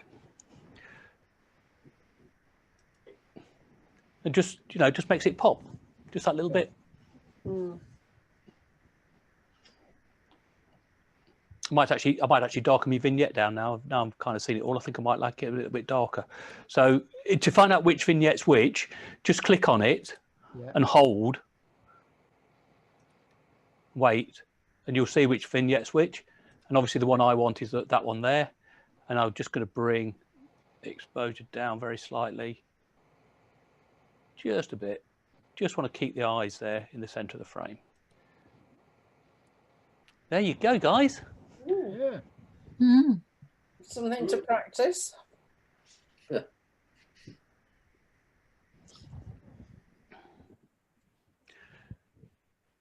Amazing. Now, what I can do is I've got these. So this was 150 seconds. This was 180 seconds. This was 240. This was my stack. So what I should be able to do is synchronize these and see how, if they make any difference having longer exposures. So I've got this one. Go to the develop module. There we go. Get the whole lot.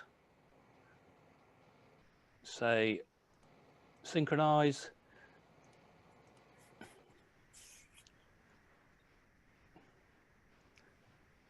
And they might be slightly different exposures. Why aren't you caught up? There you go. And let's see if it's, I think we can probably synchronize that way as well. What was that one? That was, how many seconds? That was 89 seconds. Yeah, let's come this way as well. And that was 60 seconds. Okay, let's come this way as well. There we go. Sync. And let's see if it makes any difference. So this was a 60 seconds. Mm-hmm. Interesting, actually. This looks different colours, actually, for some reason. Not quite sure why. Let's get rid of the information. Oh, sorry, no, I'll keep the information. I need that, don't I? That was 60 seconds.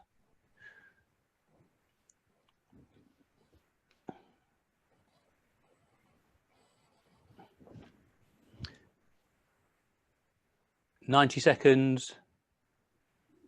It's weird. I wonder why that's got a different colour. 120 seconds one we just worked on.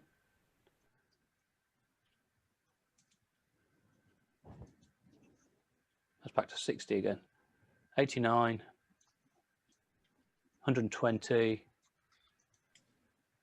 Hang on, we're doing something to miss it. But it's just, I think we've got something highlighted. Ah, that's what it is. We've got something highlighted. Let me just click off that one. There we go. Try again. Or let's just do this one. I don't know why that one's come out this weird colour. Let's just sort that out. Why you come out weird?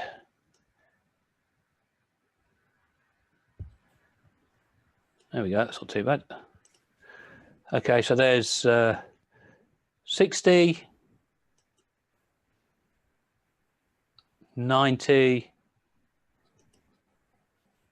120, the one we've just done.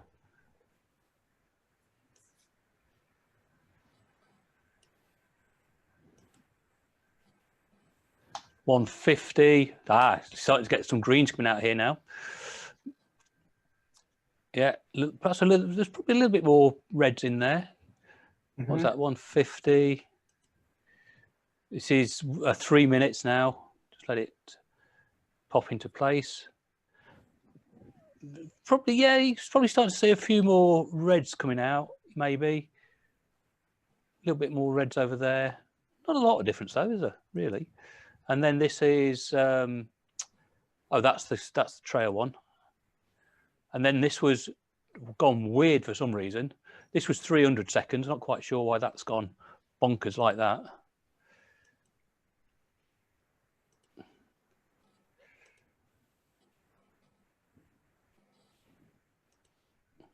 Don't know why that's gone like that.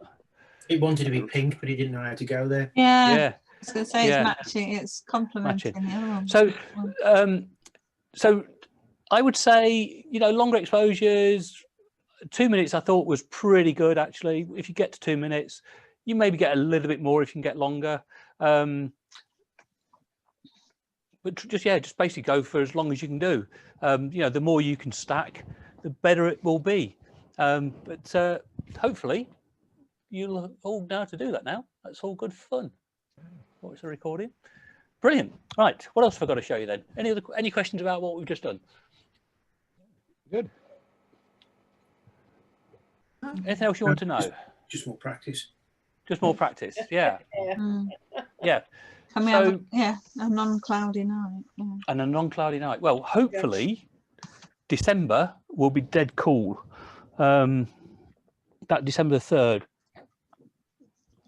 I will certainly make a note of that. I say, if you come across any lenses or anything you want, I won't show you Pluto trigger because I don't want to spend any more of your money. But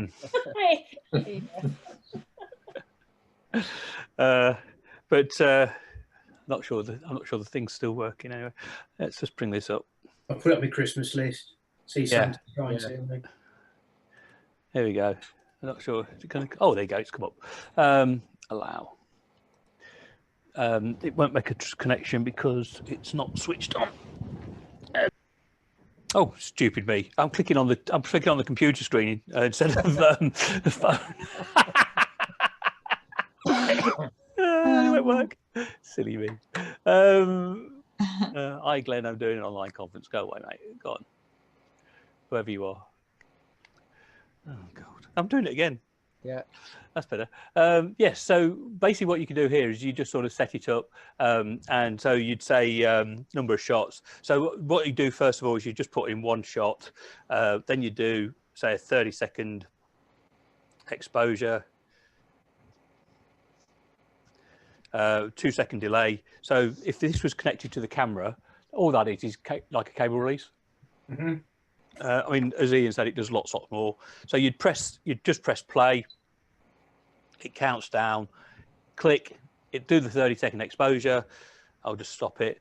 At the end of 30 seconds, you just look at your pictures. If it needed more or less, you know. I mean, certainly with the Star Tracker, it's ideal because as I did there, I tried 30, then a minute, then 2. You know, and you can just sort of get to that point where it sort of you can't get any more. And then so that's just makes, and then when you've done that, so what I do then is I just say okay, and then I can leave it unattended. So I just go to the number. It's just like using the interval timer really, and I can say all right, do 100 shots. There you go, and I just go, and it would just get on with it. Pretty cool. Mm-hmm. But they're about, I say, it's about 99 quid. It does lots and lots of other stuff more than that. It comes with another gadget, which is actually a laser actually. And if something breaks a beam, so it's good if you want to do pictures of foxes in your garden. If it breaks the beam, it fires the camera. Mm-hmm. and stuff like that. So that's kind of cool. What's the difference between gap and delay? Gap is the time between frames. So if you do 30-second frames and a 1 second gap, there's a 1 second. It's like the 1 second interval on the intervalometer. Yeah, and then delays how long it waits before it takes the first shot. All right. Oh yes. So, but you don't really need to worry. To be honest, you don't really need a delay because you're not touching the camera because it's all done wirelessly. Yes. Yeah. So it's good, and it also does star trails and it does loads more other stuff. It's a bit like, it's actually a little bit like a control panel for photo pills if you think about it. It doesn't work with photo pills, but it does a lot of the same sort of things really. So that's just called Pluto Timer, is it? Yeah, Pluto Trigger. Let's have a quick look on Tinternet. I have actually again got an affiliate for it because I get affiliates for all these things. Not that they pay anything. Amazon dropped their rates massively. I think if you spend that money on that lens, I get about 50p.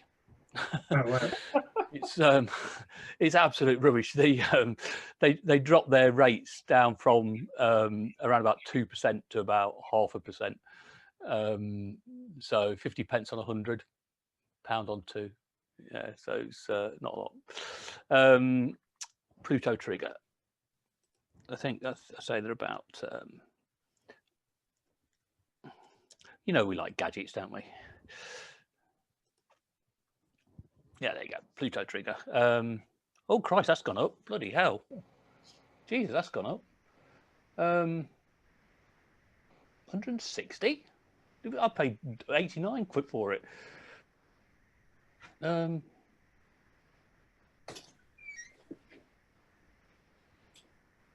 Yeah, okay, there you go. That's so keep an eye on that then. That has gone up massively in price. That was nowhere near that when I bought it. Do you remember what you paid for yours, Ian?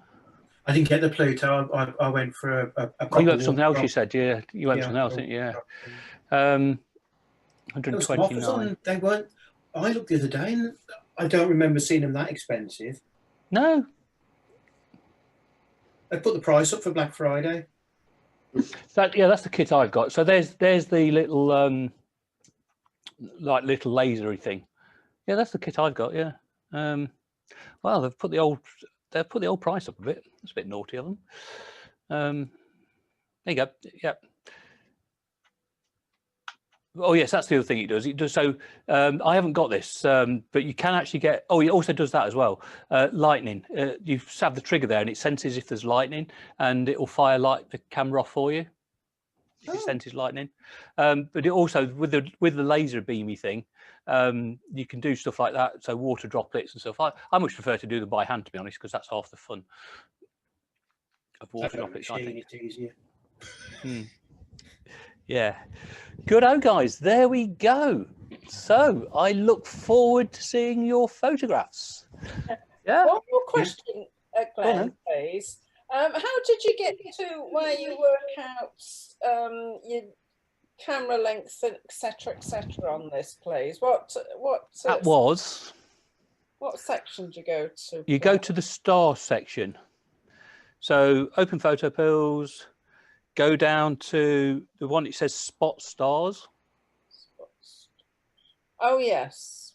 Yeah. Yeah. Oh yeah, that's it. Okay. And then you got to put your camera and lens in there. As I say, yeah, that's fine. If you go for your widest angle lens, you'll get. Usually, what I do is I'll start off at the number it says. So I'll look at the 500 rule. Yeah. I'll start off at the number it says, and then when you take the picture, on the back of the camera, zoom all the way in to 100%, look at the shot and see if the stars have got movement on and you don't like that, then knock 5 seconds off or knock a bit off, and just keep doing that until you're happy. And what's the best way to get the stars in? Because I have got no infinity on this thing. It's a fly-by-wire one, isn't it? Right. The best way, unfortunately, you can't look at the lens and do infinity. So a lot of these mirrorless cameras now, they have these what's called fly-by-wire lenses. So what happens on most lenses is it's a mechanical thing, and as you turn the ring, it's actually focusing. Right. Yeah, because remember that. but these mirrorless cameras, they don't do that. It's all electronic. It's basically what they call it fly-by-wire. It's all electronic. So you could rotate the ring round, just keep on going. It doesn't make any difference, does it? Difference, no. It doesn't stop. No. So the best way to do it is to get your camera on a tripod, go into live view on the screen on the back. Yeah, which I have to do. And then you know how you can zoom in on live view? Yeah. You can go plus. So you keep on clicking plus until you can see a star. And then on the focus ring, just rotate the focus ring backwards and forwards. Right, okay. Now, usually what I would do first is just to get you in the right ballpark is if you can find a street light, just go and autofocus on a street light first, because that will get you pretty much in the ballpark. And then all you're doing then on the fine tune is you're fine tuning it. Now, unfortunately, you can't do what I can do with the old manual focus lenses. Is you could, as I said, put a bit of tape on them. That wouldn't really make any difference on those, because you're not locking the lens as such, because it doesn't do that. So you just got to be extra careful not to once that's all set up. It's like that that lens collar I put on. You've got to put that on first, and then you would double check your focus, because if you focus first and then you put that on, there's 9 times out of 10 you're going to knock it out of focus again. And then also, if you're out there for any length of time, after say half an hour or an hour, probably half an hour, just go and check the focus again. So just go and have a look at a picture, which is a bit of a pain if you're doing a time lapse, because obviously you don't want that big gap in there.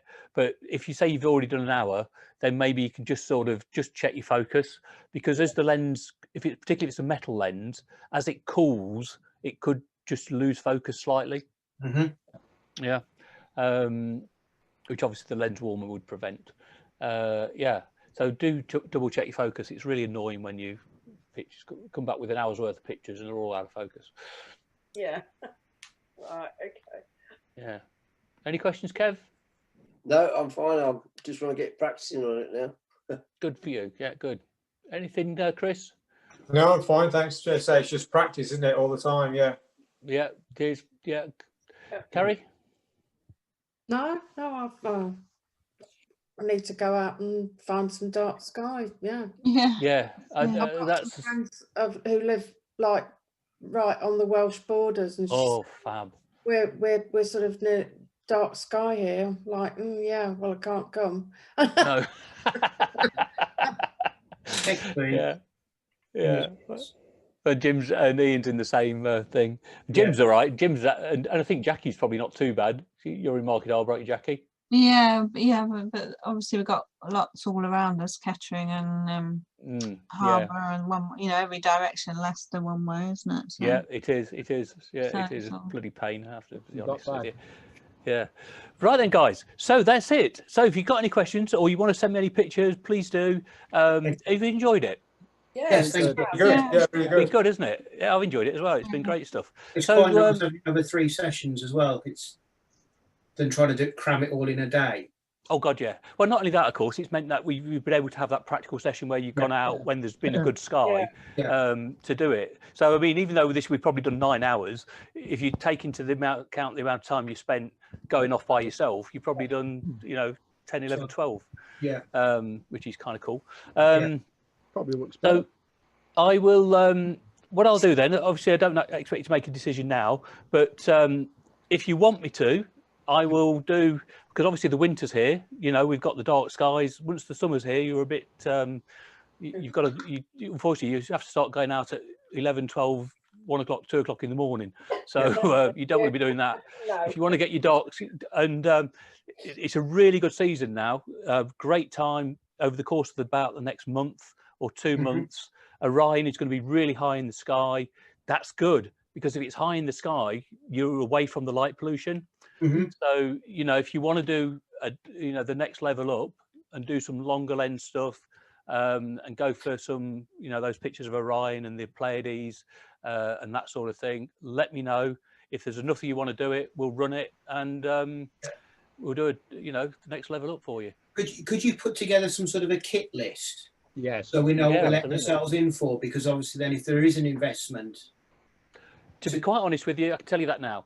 Yeah. Anything from a 50mm upwards. Right. Okay. Yep. I've used my Tamron 18 to 270 or 18 to 400. Okay. Ideally, let's do that. Let's have a quick whiz round. But you need a longer lens. I tell you what you've got. I tell you what you can use straight away, and it will give you a decent picture of Orion, and it will give you a decent picture of the Seven Sisters. And that is, if anybody's got the macro lens, the 105 macro, 2.8, yeah, 105 macro 2.8, that'll give you a really good shot of Orion, and you'll get Orion's belt in, the sword, and all the nebulosity around Orion's the Orion Nebula. Okay. What about the 70 to 200, Glenn? Perfect, Chris. Yeah, 70 to 200, even better. I've done pictures of, I've done really good close-ups of the Orion Nebula, so you can go right in close to the nebula and the sword with a 200 2.8. Yeah, so if anybody's got a 70 to 200 2.8, absolutely perfect. If you haven't got that, the 105 2.8 macro lens will do. So the 105, you'd probably need about, what exposure would that be then? That's well, okay, let's do the math. Let's do the sum, shall we? Let's do the math. Let's do the math. Okay, well, it's a pretty easy one. If we say it's 100 mil lens, 100 into 500 is 5, yeah. 5. So we need to get exposures in the region of at least 2 to 3 minutes. I mean, you saw from Ian's picture, just an exposure of 3 seconds with some teasing, we managed to get something out. So if you can use 5 seconds and we can take 100 pictures, which is not that long, that's 500 seconds. It's not that long. If you 500 seconds in minutes, it's less than 10 minutes, isn't it? You know, so do that and then stack all those together. And I'll tell you what else is a bonus now for the, and I don't know if you can answer this for me. Thanks, by the way, Jim. I downloaded the latest version of Sequator, and the great news is, like you just said, is you can send your DNG straight in. Send your raw file straight in. That saves you that step of having to create 100 megabyte TIFFs, and that saves you a huge amount of space. So you know that just go and take as many pictures as you can get on a clear night, and go and stack them all. So you don't have to have one of those star trackers? No, I mean, if you've got one of those, that's absolutely brilliant, because it means you can, generally speaking, you can lengthen the exposure time by at least 10 times. So if we think about our 5-second exposure with a 100 mil lens, we can get a probably 50 to 60 second exposure. So that means instead of having to take 100 pictures, you've only got to take 10 pictures to get the same amount of exposure time. You suggested 2 star trackers. I'll send you what I'll do. What Ian suggested. I'll do a kit list of stuff. But yeah, so is it just a price difference? The one, it depends what you want to get. You've got this. Shall I show you the other one? Let me show you the other one. Hang on, but you don't have to go down this road, guys. I didn't do this. I didn't buy this stuff for ages. You know, I did everything beforehand. I didn't buy this stuff for ages. It was only when I started getting into it that I started buying it. So this is the other beastie, lot bigger. So this goes obviously on the tripod. It goes on the tripod. This is the thing that tilts it. So remember, Steve, you had to line up with the North Star. So this thing tilts it backwards and forwards, so you can line it up with the North Star. And but the nice thing is with this is you've got a knob to fine tune it. And then you can also fine tune it left and right. And this will take, I mean, this is quite heavy. This is quite substantial. This will take the little one, this one, that's good for about a lightweight lens. So perhaps the 105 or something. Chris, you could get away with this. You can actually get away with the 70 to 200, but you break the warranty because it's actually over. It does that work, but you're over the limit that it says. Give you a gram weight of lens. So because you've got to take into account the weight of the monopod, not the monopod, the ball head, the camera, the lens. Now, what I do is I cheat slightly. I use a focusing rail. I actually use one of those. You know, the macro rail. Yeah. And what I do with that is you're able to move the camera back so you get the center of the balance over the ball head. Because if you think about it all stuck out, that's a lot of torque. So by bringing the camera back, so you put the center of balance over the ball head, you can actually, I've actually used that on my 70-200, Chris, with the little one. Right. Yeah. But I technically, if you told them that, they'd invalidate your warranty. Yeah. So this one, the Star Adventure, is considerably bigger. Your ball head goes on here, but this will support if anybody's got the 150-600, this will support the 150-600. Okay, cool. So, and this is about 300 quid. The other one was about 190 quid. The other one you can slip in your camera bag, take it out with you. Brilliant with wide angle lenses, anything to about 100 mil, a bit, 135, or you can actually use your lightweight 18-400. Again, you do that balance thing, and that works quite nicely. Yeah, so depends really. It's like anything else, isn't it? Once you get into it and you enjoy it, it's kind of and you want better, don't you? You know, you get good pictures, and then you want better pictures. Yeah. And then when you do it and you actually use that, and you get, so I can probably, with the Star Adventurer, I can probably get with a 300mm lens, I can get 20-second exposures compared to 1 second exposures. You know, or 1.5 second exposures. So that means instead of having to take 600 1 second exposure pictures, I can just do, you know, a lot less. Yeah, less processing time in the computer. Less processing time, less space, and everything like that. Yeah. When are you thinking about the next course then? Right. Well, basically, I would say certainly early next year. Yeah, I would certainly. You want to be doing it. You want to be doing it sort of January, February. Yeah. February, March kind of thing. We certainly want to be doing it before the lighter nights start coming in. Yeah. Because obviously once those lighter nights come in, you're going out then at 8 o'clock, 9 o'clock, 10 o'clock. Yeah. Whereas at the moment you can go out at 5 o'clock. Yeah. At the moment Orion is actually quite low in the sky until around about 10, 11 o'clock at night, but that will start to come down. It's good if you can do it from your back garden, you see, because then you can just basically get the whole thing running, set your interval timer, go off indoors. You don't worry about it being an hour's worth of exposures then, because you're indoors having a cup of tea. Yeah. I leave mine in the graveyard over the road. Okay. All right, fair enough. You can do that. Get away with that. Go for it. Enough. Yeah, go for it. Yeah, go for it. Unless you've got, like ours, you've got the bloody security lights that come on. Yeah, they don't have any. Yeah, I don't have any. We've got security lights. Brilliant. Okay, guys. So, is there anything? I sent you that link for that video. I shall do a kit list for you for the Deep Sky one. I'll let you look at that. But honestly, if you can do it with what you've got, what's that? Yeah. 4.5 macro. 4.5. 105. That's the aperture, is it? Yeah. What's your widest aperture? What's your other lenses, Di? You're 114 to. Oh, I've got 14 to 140. Yeah, I've got some big ones as well, up to 300 and 400. Right. So again, just to finish off, it's compromise. The longer the lens, the shorter the time. Yeah. Yeah.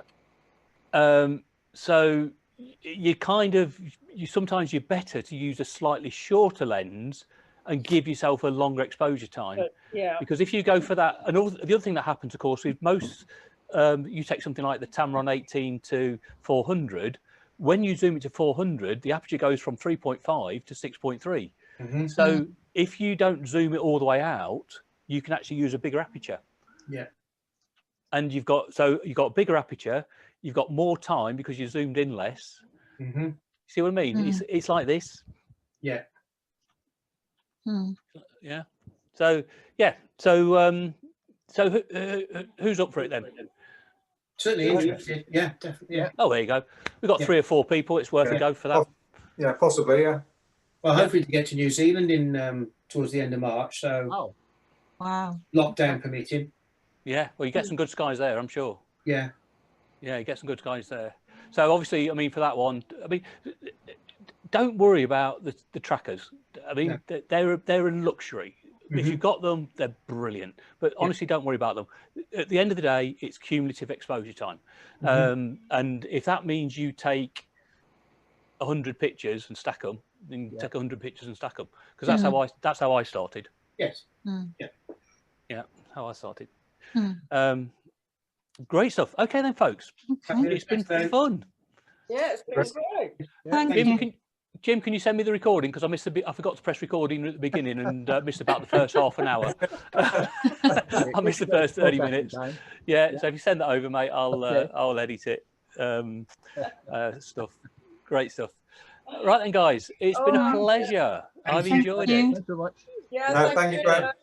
Bye. All the best. Bye now. Thank you. Bye. Bye.